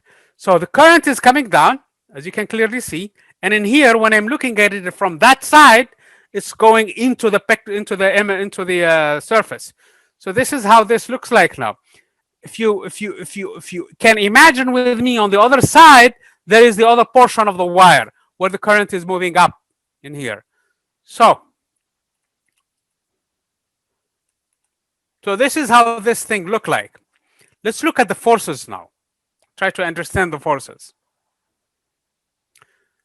The magnetic field is, so this length is L, by the way. Okay. So this whole length is L. And where there is the W, on the other side there is the other L. Okay. So right now I'm looking at this side. So let's look at the force side by side and see what's going on each side. Okay. First of all, the side facing me, this where the current is coming down. Okay. Where the current is coming down, the current is going down like this. Okay. The magnetic field is pointing up. So the force is coming out of the screen, actually coming from here towards me. Okay. So the force on this side, I'm going to draw it with the red marker. So the force is coming in here. So this is where the force is. On the opposite side, on the other side. So in other words, this is the force I just drew. This is the force, F. Clearly, it has to be perpendicular to L, so it has to make a 90-degree angle. Okay, and it's coming out of the screen, because remember, this whole drawing is actually on the screen. The magnetic field is actually up and down on the screen. So this must be also perpendicular to it. So what F is coming out of the screen actually in here. Okay, so it's also perpendicular to anything that is on the screen. On the opposite side, everything is the same, except that the current is moving upward actually. So the current is upward, it's going up. The magnetic field is also up, so the force is actually going into the screen. And it's the same magnitude in this case.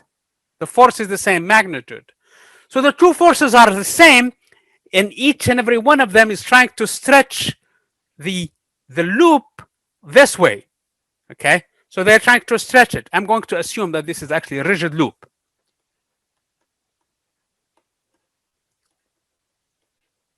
So in other words, this force will not be able to destroy it for us. So the loop is going to stay there. So it's going to be a rigid body. So these forces, they cancel one another and they are not going to do anything. It's the forces on the W portion that is of interest to me. Let me explain why that is the case. From this picture, we see that the current is actually coming out of the screen. Okay, the magnetic field is upward. So the force now is pointing this way. So this force now is pointing this way. And I know exactly what its magnitude is. Remember, I just found what this force in magnitude is I times the length of the wire times B. And the length of the wire in this case is W. So it's I times W, not omega, W, times B. Okay, and it's pointing this way. In here, it's the same thing, except that it's pointing in the opposite direction, that's all. Because the current is going inward. So this is, and it's the same magnitude because the width is the same, W. So it's I times W times B. So this is the forces on this object. Now these forces, yes, they cancel. They have the same magnitude in the opposite direction. So this whole loop is going nowhere because the sum of the forces are equal to 0. Okay? Because the other two forces are trying to actually stretch the loop, and we're assuming it's rigid, so it's not going to stretch. And this ones, they cancel, but they have something that doesn't cancel. Do you guys know what doesn't cancel in this case?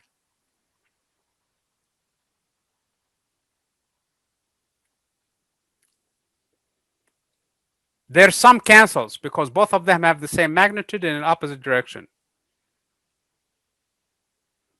But they have something that doesn't cancel. Can you guys remember from way back in physics 4B what doesn't cancel? Physics 4A? Any suggestions?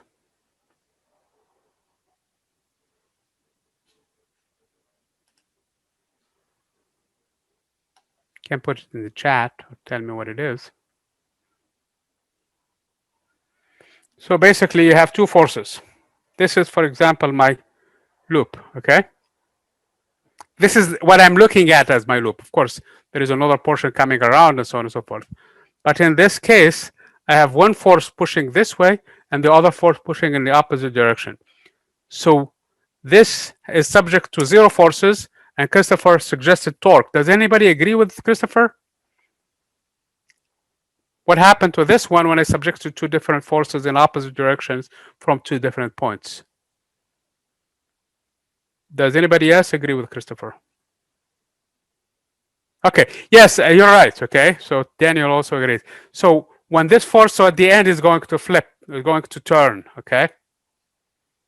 It's going to turn. So let's find the torque, the moment of those forces in order for me. Yes, the forces cancel, but the torques don't. Okay, the torques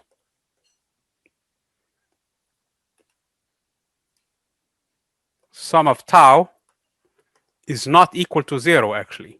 Okay. Do you guys remember a theorem that you did in physics for A that states the following? Do you guys remember it first or not? Where should we change the choose the center of rotation? That is because if I'm going to find torques, here's the challenge. If I want to find the torque, I need to really choose the center of rotation.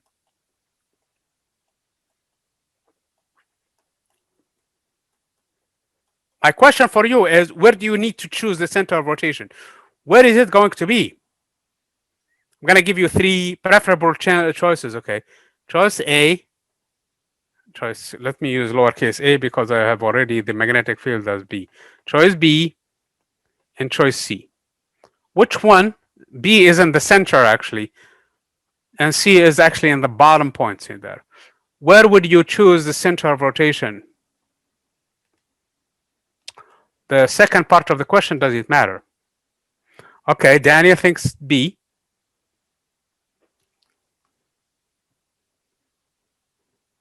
B is the center of basically of the entire center. Okay, Alex thinks this is C. Can you tell me why? Okay, Sebastian thinks it's C. Okay, there are a couple of people now who think it's C. Why do you guys think that C is better?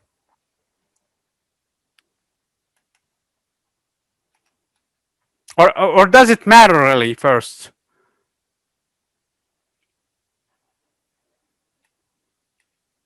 Okay, let me see. I'll show you. So the choices are B is actually the center of this geometry. So I drew it outside because I have a bunch of things inside in here. So actually this is B. This is where A is. And this is where C is. Okay.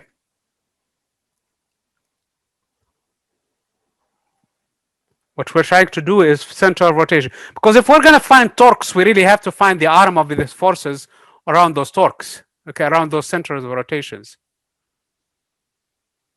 Sebastian changed mind. Okay, here is a question. Does it matter? Where should we choose it? A, B, or C?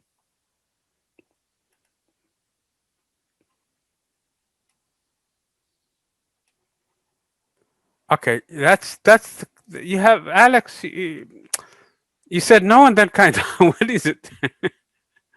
Either yes or no. Does it matter? Okay, makes it easier. You're absolutely right. Okay, so there is a theorem that you guys did. So this is part of the discussion for the today's discussion. First of all, although the forces cancel, but the torques do not necessarily cancel, and the choice of the center of rotation does not matter. This is a theorem that you did in physics for A. When the sum of the forces are equal to zero, you can calculate the torques wherever you want to. You can calculate them in the moon if you like. I mean, it's going to be a little bit more complicated in terms of the algebra, but you can calculate it anywhere. So to answer the challenge, then it's easier to choose it right into one of the forces are. Okay. So the best choices are either A or C in this situation. Why?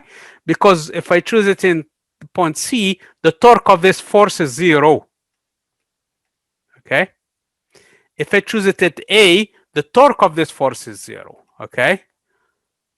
If I choose it in B or anywhere else, then I have to deal with the torque of both this force and the other force. If I choose it anywhere else, I have to find the two torques. So it's much easier to choose it in the point A or C. That way, the torque is much easier to calculate because then the torque of the other force is 0 where you chose it. So for the case of argument, for the sake this case in here, we're going to choose it in the bottom where C is. Okay, so that this torque is exactly 0. So the only torque that we have to deal with is this one. Obviously, this is a negative torque, as you can clearly see. It's going, I'm sorry, it's a positive torque. It's clockwise, counterclockwise. What am I saying in here? So it's a positive torque. Okay. So, and it's simply in magnitude is equal to the force times this whole distance, which is L, by the way, times the sine of this angle, which I'm going to call theta. Okay. Sine of theta. So that is the torque. So tau, that's all the torque because the other one is 0. So it's the force, which is I W times B times L times sine of theta. And W times L is this area. Let me choose a different color here. It's this area actually. L times W is just the area of the entire loop. So that is the area of the loop.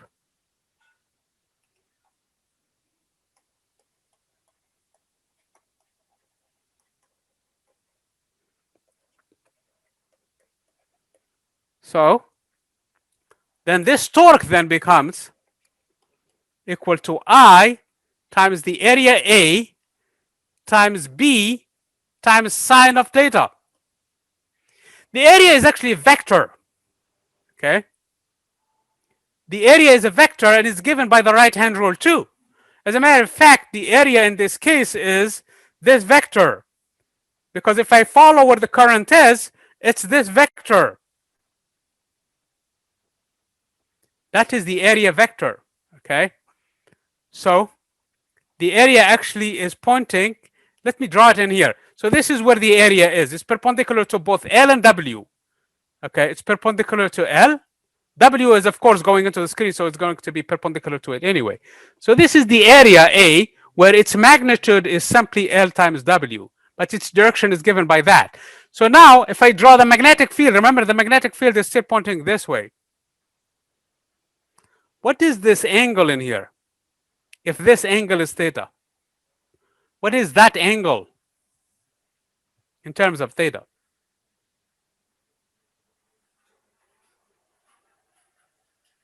Let's think about the geometry a little bit. I'm going to redraw the shapes in here to see it.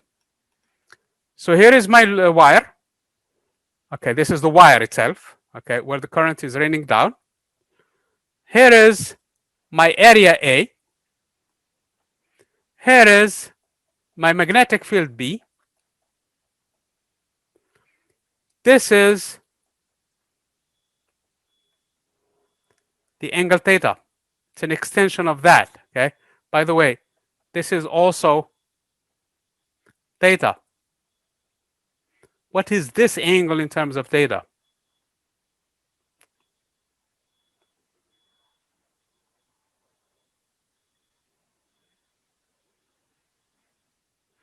If I extend the magnetic field, this is the direction of magnetic field. And this direction, they make a 90-degree angle. Okay. So this plus this is equal to 90 degrees from this right angle triangle. This is already 90 degree because this is perpendicular to L. The area is perpendicular to L. So this plus this one is equal to what? Come on, guys. I need help in here. What is this in terms of theta then?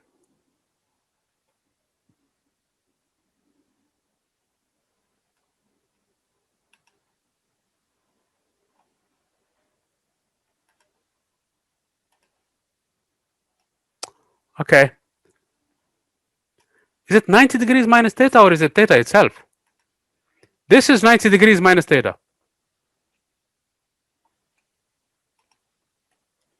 So this is 90 degrees minus theta, because this is theta, and that is theta. And the sum of everything in here is 180 degrees. This is already 90 degrees, okay? Plus 90 degrees is equal to 180. So if this is minus theta, this has to be theta. Do you guys agree that this must be theta?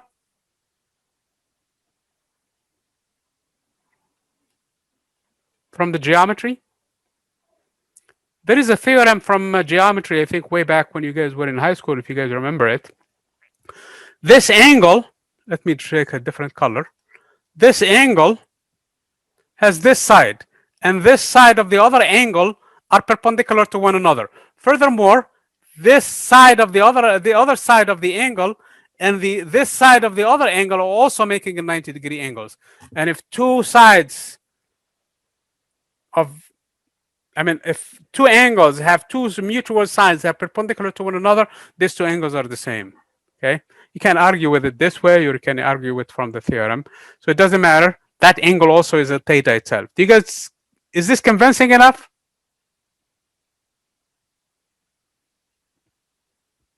I need confirmation that that's also theta.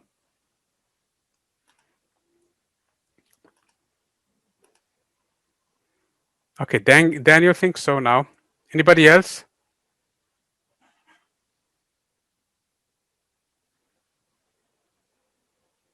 I need confirmation that that must be theta also from the geometry. This side of theta, of this angle that I'm looking for, and this side of this is the side of theta. They're making a 90-degree angle between them. Here they are. One of them is the vertical in this case, and the other one is the horizontal. Furthermore, this side of the angle that I don't know, and this side of this angle, which is theta, they're also making a 90-degree angle because the area and the L are perpendicular to one another. But actually, the area itself is a cross product of the width and the length. Okay, it's a vector. Okay, because if I have a surface in here, if I have a paper in here, of course it matters which way I reorient it. Yes, the area is the same, but if I change the orientation, it matters. So the area is actually a quantity that has direction. Okay, so these two are angles. So does this make sense to you guys? That's theta also?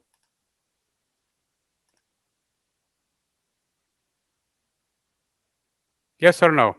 I know Daniel agrees. Okay, Sebastian now.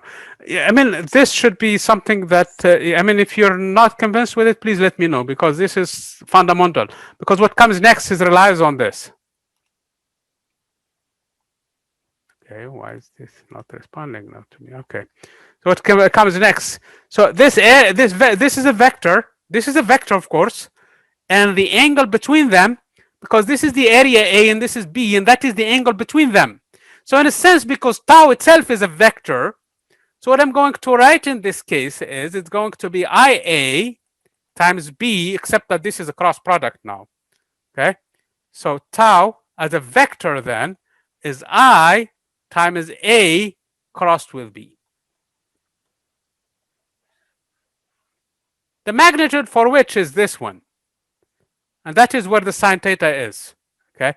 Theta, remember, I defined it to be the angle with which the entire loop is actually bent with respect to the horizontal. Okay. And if theta is 0, that is actually the torque is going to be 0 again. Okay. So that's the position of equilibrium. Otherwise, it's this way. So we found the torque. Now we're going to define the quantity. We're going to call it mu, which is a vector actually, IA. With this definition of the dipole moment, okay, magnetic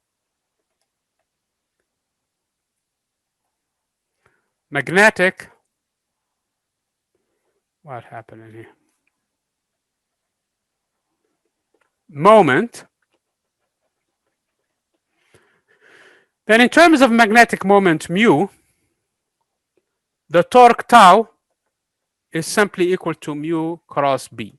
This looks awfully similar to when we did the electrical dipole. So this is the torque. For the electrical dipole, we found that tau actually is equal to P cross E, where P was defined, so mu was defined now as IA. In the case of the dipole, electric dipole, we found P is equal to Q times D, where D is the distance between the negative charge and the positive charge. So there is some similarities now between the two, okay? We want to find the energy. The energy, we found it in here to be minus P dotted with E, okay? Can anybody guess what the energy need to be in this case? Mu plays the role of P, B, the role is played by E. So this is electrical dipole. We saw it.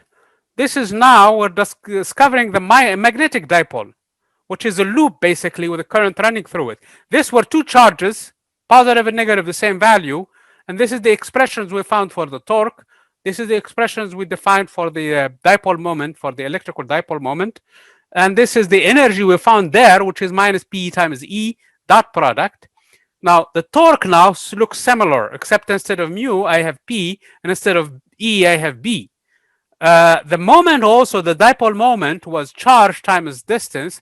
In this case, is actually charge current times the area of the loop. Okay, both of them are vectors, of course. Okay, the energy then we found it minus P dotted with E. What do you think the energy need to be now? That's the third question actually of the day. We're expecting it to be anybody?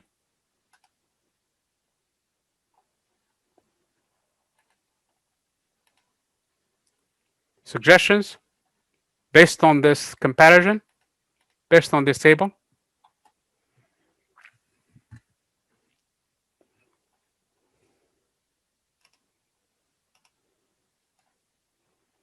Minus a mu dot B. Both of them are vectors. That's what Sebastian is suggesting. Do you guys agree with him? This is what he's suggesting. Put a minus in there because it seems to be parallels with everything. So we're going to put a minus in here to make this thing happy. And then instead of P, we're going to put a mu as a vector, of course, dotted with, instead of E, we're going to put B. That's what he suggested. Does anybody object on this suggestion?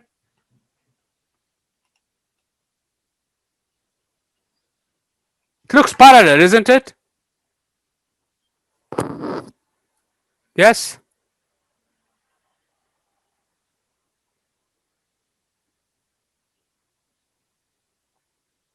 Yes or no?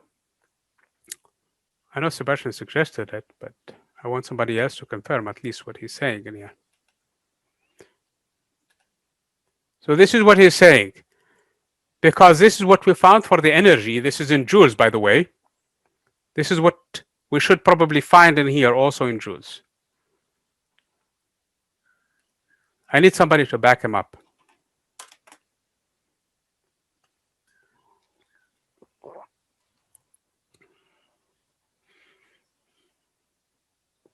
Come on, guys. Yes or no? Simple. You guys are shy or what? Okay, Daniel. Okay, I think you're right. Okay, let's see why. But before we do that, let me make another prediction. Okay, we found the energy density then. Okay, the energy density was another result.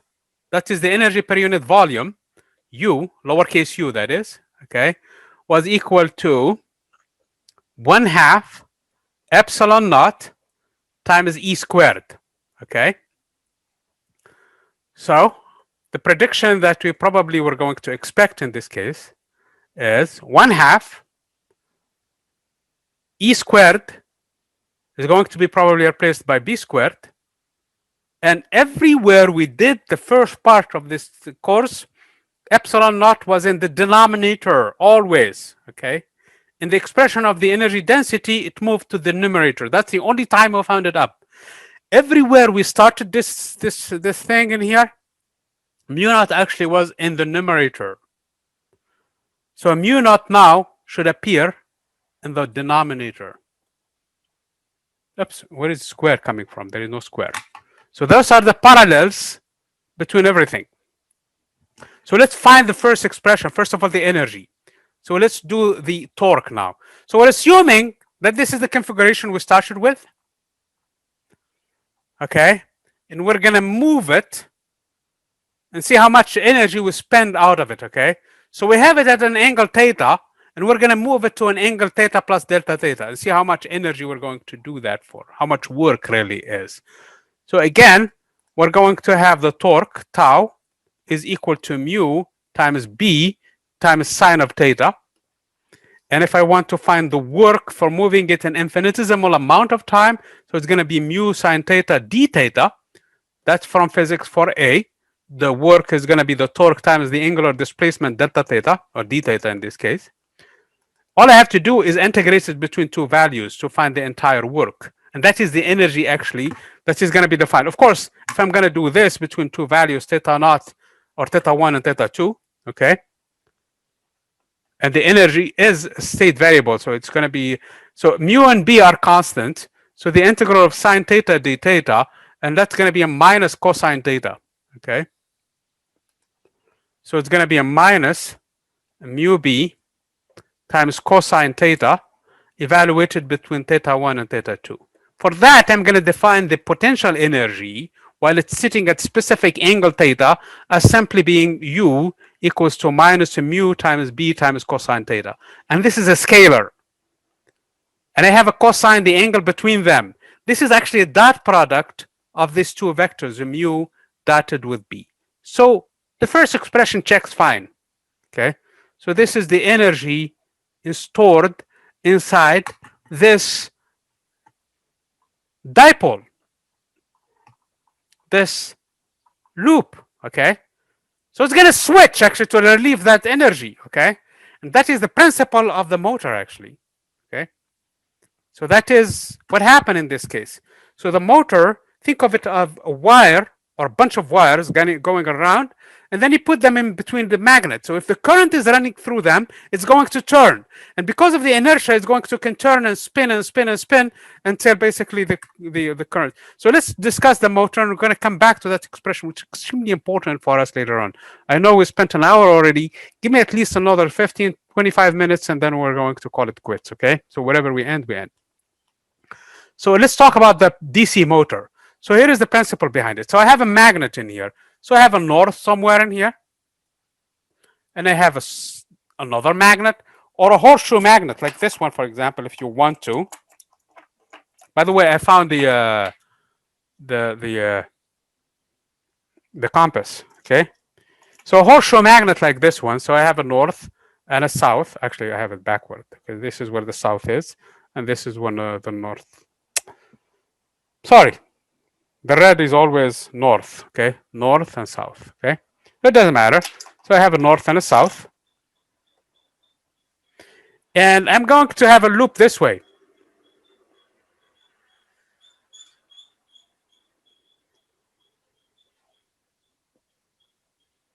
In the other side of the loop, I actually have brushes and I have actually connection in here. So it's a really complicated geometry. It needs an engineering piece of work in here to keep the connection going. And I have a source of a current, which is usually a battery. For safety, you usually have a resistor and all of that thing that are going on. So you have an EMF in here that is pushing current in here. So the current is going this way. Actually, I drew it counterclockwise, but it doesn't matter. Now we know that there is a torque, okay? Going to come out from the other end, and here there are brushes actually where this thing touches. Anyway, so that is the principle of the motor. So what happened in this case, you have a magnetic field in this case, which is pointing in this direction from north to south always. Okay? And because there is a current inside that loop now, and that's what I was saying earlier, that technically you have to leave some gap in there, okay? And because now the magnetic field is pointing this way, the torque actually, because of the fact that I reoriented it this way, so the torque is, let's see here, the torque is actually going down, okay, this way, and the magnetic field is this way, so it's going to spin. Let's see here. I'm trying to imagine it which way it's going to spin, counterclockwise or clockwise. Okay, so okay, so we have the loop pointing down, correct, and the magnetic field is pointing this way, pointing. So actually, this one is going into the image. So anyway, the torque is going to spin, I think, this way. But don't take my word for it. Please argue based on the right-hand rule, which is sometimes can be very arduous task, especially when you reach a point where your joints are not working as well. So when you're young, you can do the right-hand rule a lot better than I do. So you can find the direction. Anyway, it's going to spin, and the reason why it's going to spin is because of this torque, mu cross B. Okay? But at some point, it's going to reach equilibrium. So you're going to tell me, okay, this tau is going to be parallel. At some point, this force will be parallel, and that's the end of it. But the inertia will keep it moving. Okay? And that's exactly what happened at that point. So the polarity is actually flipped just enough so that now it's going to move in the opposite direction.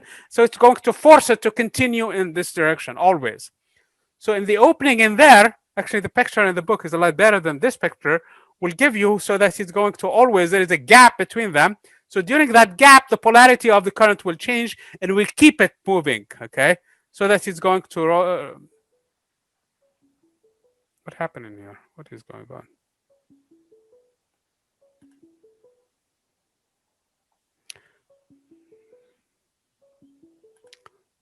Sorry, I don't know what this message is coming from.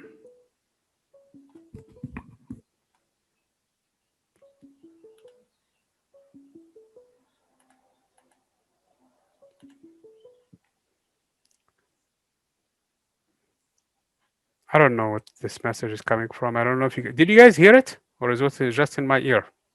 This ringing sound. Okay, good. Then I started to hear things again. So it's not only I have problems with my torques and things like that with my right-hand rule.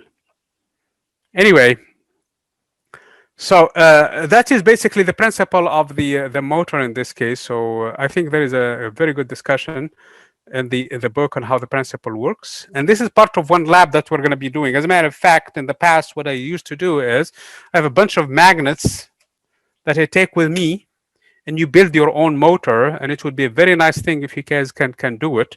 So all you need is a paper clips, okay? And what you do in this case, you take a paper clip and you make it into a nice shape where you can connect it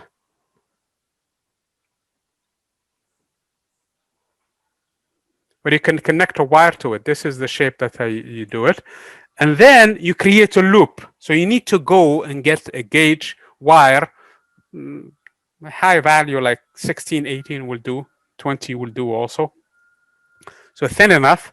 And you make several loops of it, okay? So that simulates this shape. So one loop will not do enough, actually. As a matter of fact, you need a lot of loops, okay? I have a motor actually in the other side, but if you look at this, if I can find, if you look at this, for example, this is not just one loop in here. There are a huge number of loops in here, if you can guys imagine, okay? But you're not gonna build this one. This is too technical. This is too, tech-wise, a lot of, so several turns, basically. And hanging from two of this, hanging from this side to the other side, and you need to shave it with a sanding paper. You need to basically shave the other side so that there is a contact, electrical contact, and you connect them to a battery. Okay, you can use whatever you want to connect them to the battery. You can use Play-Doh if you like. Okay, as long as there is contact between this one and the anode or the cathode of the battery on the other side from the other side. And now you have a wire sitting on top, suspended by these two paper clips. There is another one that I am not showing in here. That's basically you have two paper clips and you have a wire with the loops, several loops around it, and you have them sitting with current running through it because now it's connected to a battery. You can actually calculate what that current is. If this is steel, so you know what the row of the steel is. If you know what the diameter of this steel is, which you can actually measure with the calipers, okay, you can find what the diameter is, so you can find what the area is. You know what the length is, you can find the length of this wire, and you can find what its resistance is. Remember, rho, which is 20 times 10 to the negative 8. That is ohm meter for the steel. Then you multiply it by the length, however length is, and then the pi r squared in here for the this shape. They have the resistance. The same thing you do for the other wire. If it's copper, you're going to find the rho for the copper. So you can find what the current is. You don't have to measure it. If you can measure it, and I have actually a meter in this case, so you can measure it. Now you have what the current is. Obviously, you need a magnet, okay, to make the whole thing move. So you need a magnet. Few Gausses are good enough. Hopefully, maybe hundreds of Gausses will be very good, okay? Very powerful magnets in here. And then what happened in this case, you will build a motor. The motor starts moving. Actually, you will see the thing start to spin, okay? And that is how you can basically make it run. This is the same principle.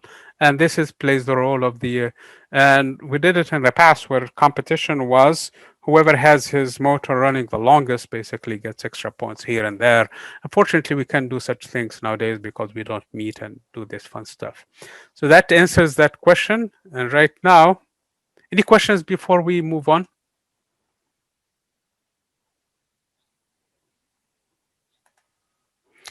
Okay, let's see here where we stand. I know we have another topic and I'm going to come back to it, believe me. And that is for the energy density. The energy density actually can be understood a little bit later on when we get into the solenoid, the inductor. So we're going to leave this one for later, but it's going to be an important result that we need, okay? So we're going to need this one down the road. But remember, with the analogy, we can expect it to be similar, with the exception that instead of epsilon naught being upstairs, it's going to be downstairs, and that is expected behavior. So let's see here where we stand. So we got this points in here, how the direct current works. So we get into that point, and how magnetic forces give rise to the Hall effect. The quantum, not quantum, I mean the regular Hall effect is basically the following. And again, really, this requires quantum mechanics to fully understand it, but we can understand it without it. So I have in here a conductor. For the sake of this argument, and I'm going to make it a little bit different geometry, okay? Because it's easier to understand this way than another way. So I have current running through this side. So I have an I moving through this. So this is part of it, not the whole conductor, okay? And in this region of space, at least, I'm going to take a magnet so that the magnetic field is pointing this way in this entire region. So it's coming from the other side, of course. In other words, there is another pole in here, north pole in here, and south pole in there somewhere, okay? Where this is B. So what happened in this case, the charges as they are moving this way, as they are moving in this direction, so each and every one of them will be moving with the drift velocity, remember, and I have N, Q, V, D of them, and they can, this is the current density times the area A, and the area A is actually this area now, okay? Times the, so this is the current actually, I itself, okay? Each and every one of them is moving with a velocity Q, V, D. And it's inside the magnetic field and it's moving this way. And it's inside the magnetic field that is pointing in that direction. So in this case, I have the force VD, the vector VD this way, and I have B pointing into the world. So what I see in this case is the charges start to displace themselves upward. Although this is neutral, because it's a conductor still, charges will start to pile up as they're moving. This is a current, okay? So this is not a stationary situation. So while in motion, there will be more positives on this side, and negative ions basically stay below. So what happened in this case, I would have created another electric field inside the this pointing this way.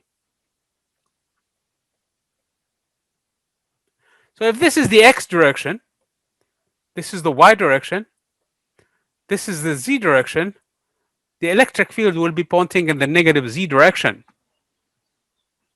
So that is basically what the quantum what the Hall effect is, classical Hall effect is. So let's find some numbers in here. I want to find what basically with a voltmeter now I can measure this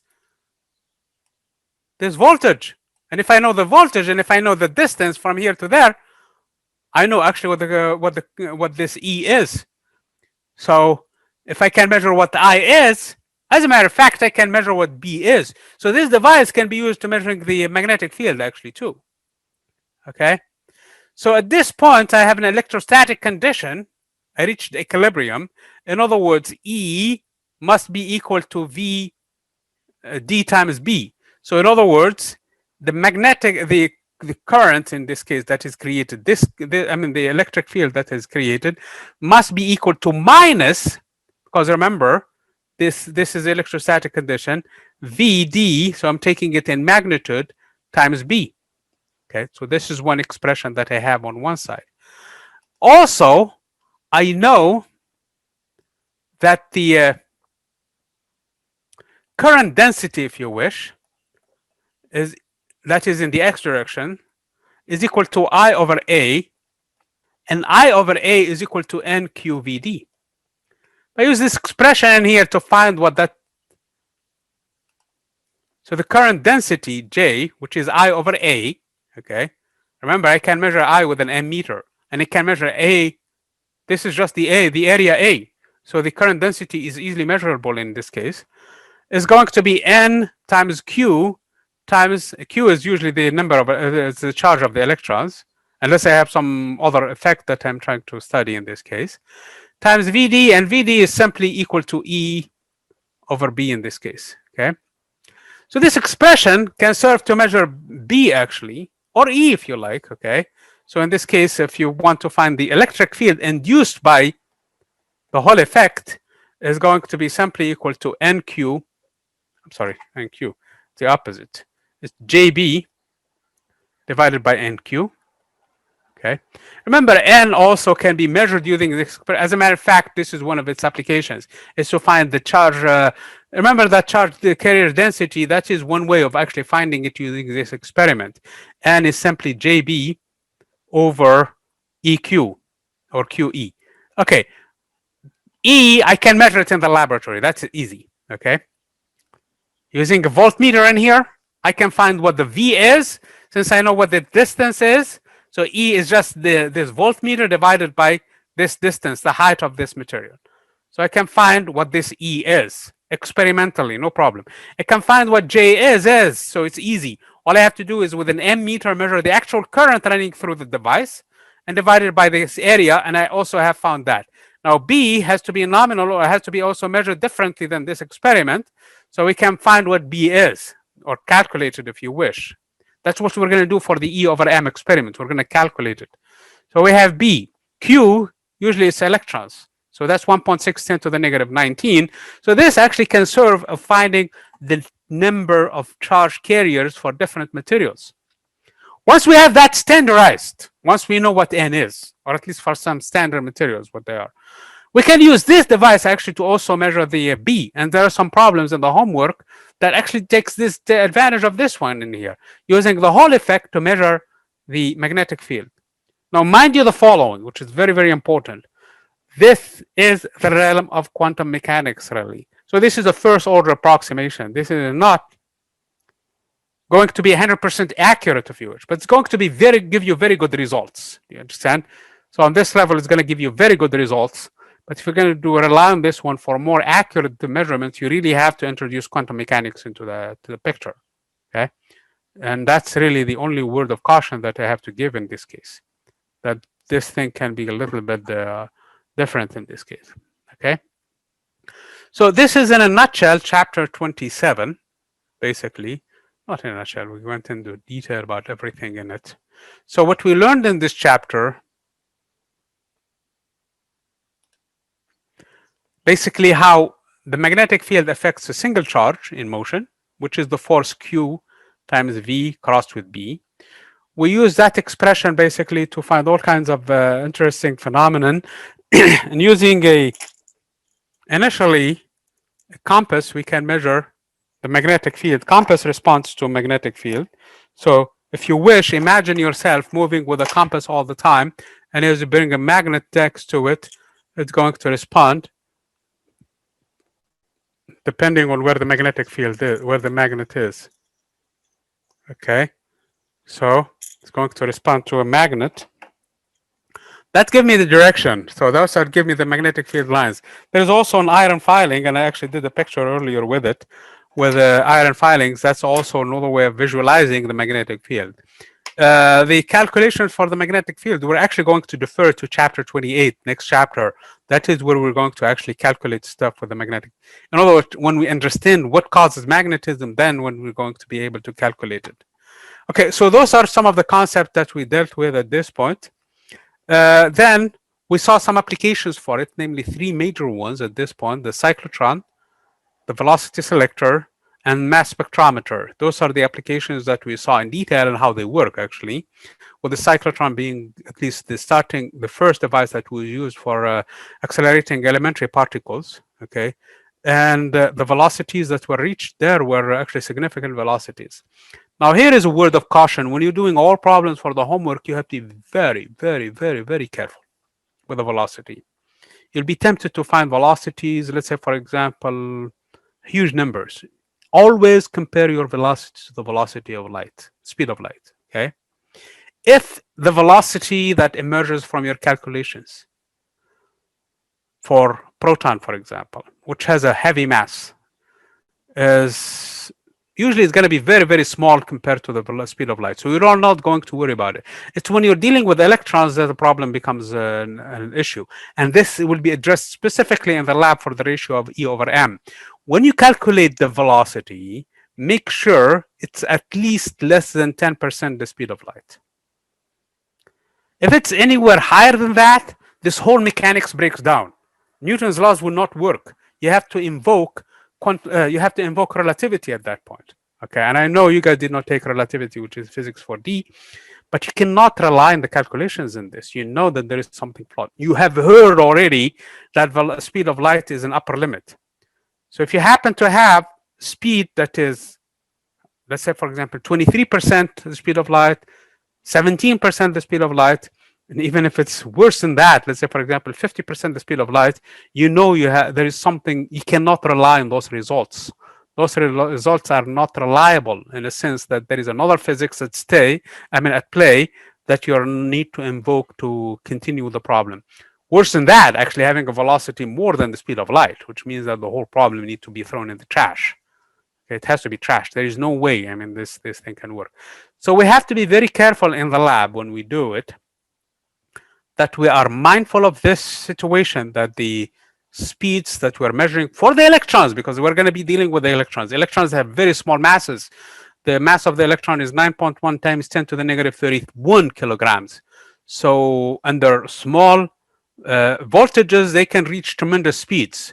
So you have to be very careful and not to put a lot of voltage on them, because if they reach tremendous speeds, that is 10% or higher than the speed of light, then you can't continue the experiment. This experiment, the results that you're going to get will have a lot of errors in them because of the fact that you're comparing it to the wrong mechanics, the wrong physics, basically. Okay, so that's a word of caution when we're dealing with this kind of problems. As a matter of fact, all the time. That's also another problem when we're dealing with the cyclotron. The cyclotron is not a major problem, but it could be. Okay. Now, when we deal with another accelerator down the road, and we're going to explore a different kind of accelerator called the betatron. The betatron, you will have velocities that are higher than the cyclotron. Actually, it's much easier to get very, very high acceleration, very high velocities. And that's going to be a major problem with that. Okay? As a matter of fact, we may have to invoke relativity at that point to understand the actual thing. Okay, I know I'm going to do it as an extracurricular thing. If you take physics 4D, you will have a better understanding using the momentum equation from relativity and the energy equation from relativity, and that can save the day for the Betatron. There is another problem actually when we're dealing with this whole thing. Actually, the whole thing starts even with the Betatron. You can reach tremendous velocities that are comparable to the speed of light. The only limiting factors then is that actually the charged particles, when they are moving in circular motions, and they're going to be moving in circular paths, they will radiate energy. So the cyclotron has limitations, the Betatron doesn't. So I'm anticipating a little bit on a different accelerator that we're going to be doing down the road. We also saw the loops, which is extreme analogy, an extreme important analogy, and I really want you to remember this analogy, this table that I drew at some point in here, which is very important.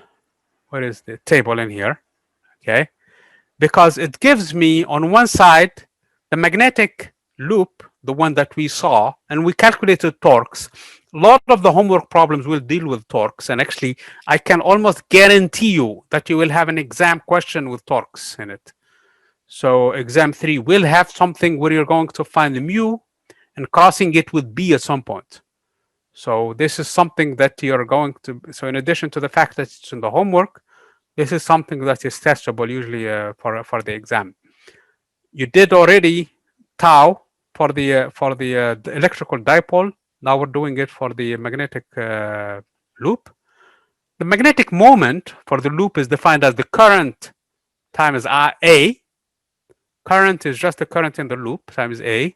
So if we're going to do the motor, for example, and do the calculations for the motor, this is the mu that I really need to calculate for my design. So I have specific diameter. So I know exactly the area is. So I know exactly what mu is. So it's not going to change. The mu is an engineering issue. Is how much current is running through the wire with the design that you're going to do for your motor. Okay, so this is a design issue. Now B is the bar magnet that you're going to bring, if a bar magnet or an electromagnet. I did not say a single thing on electromagnets, which is coming later. Okay.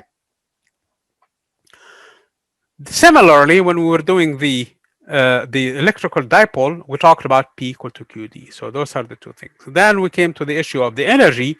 Nothing matters until you actually do the energy. We found it to be minus PE when we did the electrical dipole. In this case, also, we expected it to be minus mu B, and actually we showed that it's minus mu dot B. Okay, so that is actually the. In other words, the energy is its absolute minimum when mu and B are parallel, because when mu and B are parallel, the sign of 0 is 1. So in this case, the energy will be minus mu B. So the energy will be at its lowest point when mu and B are parallel. So when mu and B are parallel, the sign of the angle between them is going to be exactly 1. The sign of 0 is 1. Okay, but that's what it means to be parallel. So the energy in this case is going to be the lowest possible, which is minus mu times B. So this is the lowest. That's what the torque wants to do. It wants to be parallel with the magnetic field. The most it's going to be is going to be actually when they are anti-parallel. Parallel. Meaning mu and B, they are anti-parallel. That means the angle between them is going to be 180 degrees. And the cosine of 180 degrees is the minus 1. Minus times minus is going to be positive. So U max is going to be mu times B. The gap in the energy, this is a good characteristic of the motor, is 2 times mu B between the completely unstable configuration to the most stable configuration is 2 times mu B. So delta U for this motor, for any kind of a loop, as a matter of fact, the gap between them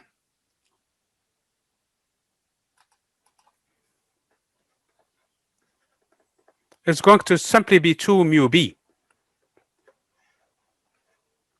Okay. The energy is somewhere in between negative mu B and positive mu B. When it's in here, it's a metastable. I mean, the torques are zero. It's true, because sine of 180 degrees is still zero. So this is actually a metastable, meaning it's marginally stable. If you even breathe next to it, it's going to flip. And that's why the polarity flips, as a matter of fact. Once it flips, it's a metastable. So it's going to continue to go to the other side for the engine. Okay, for the motor, I'm sorry, for the DC motor. And this is actually stable. So once it reaches the stability, because now you have a motor, the current is running through it, so it turned enough so that now mu and B are parallel. Okay, you flip the polarity and the gap between them. Now it becomes a metastable. Because it was moving, it's going to continue moving. When the engine reaches this point in here, when the motor, I'm sorry, the DC motor, when both of them are parallel, now mu and B are parallel, so they're good. They reach a stable configuration. The gap in here is just enough to flip the sign of the current, so the current now is moving in the opposite direction. So now, instead of staying negative, that will flip it to a positive, the maximum, and it's going to continue moving now, trying to go back to its equilibrium position. The minute it reaches its equilibrium position, the gap in here between the brushes moves to the next direction, and the current will change again. So each time you think that you have reached the equilibrium, the polarity flips because of the gap between the, I think they call them rotors or whatever that is, mutators. I'm sorry, they call them mutators. Then this gap will ensure that the current actually now is in the opposite direction, and meaning that now it's going to move in the opposite direction in order to keep back into its equilibrium position. So this is actually equilibrium, stable equilibrium. Both of them are equilibrium. One of them is stable equilibrium, and the other one is unstable. Just enough, when it reaches its equilibrium position, the gap between the two arms, if you wish, flips, moves it to the other direction, so that now the mu finds itself in the opposite direction and all the time moving, continuously moving. That is the principle of the motor, really. Okay, and this expression can explain everything in terms of the energy stability, at least in terms of how the motor works. Okay. Then we talked, the last point in this chapter, talks about the Hall effect and how useful that is for us in terms of doing things with it, in terms of measuring currents and all of that. We have this problem that I was hoping to do. I know I promised not to go a lot. Right now we're almost an hour and a half. This depends on you guys. Do you want to do it now or leave it for Wednesday?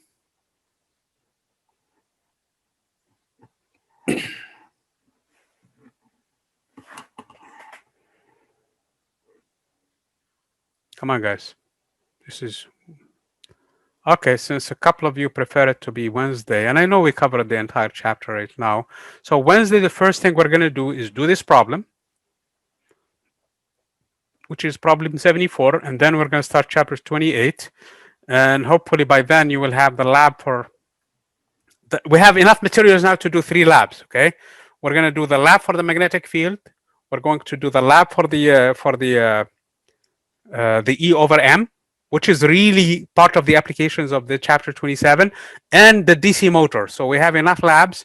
Whoever put the AC circuit now, I think did not look at the chapters of how this book is, or probably, I don't know. I don't want to be too critical of the person who did it. Maybe he's got justifications for it. But at this point, we're not ready for the AC circuit no matter what, okay? We'll be ready for it down the road. So we have enough materials for 3 labs, so we should be good at least for 3 weeks. By then, we will be in good shape for the AC circuit. Okay? So, I'll see you guys Wednesday then, since all of you guys want this. I'll post the recordings for tonight for this ones in here. Remember, you have several points in here of discussions. Please remember them. If not, come back to the videos and post them. And I will see you guys Wednesday. Let me stop the recording first, unless you guys have any question. No? Okay, so I'll see you guys Wednesday.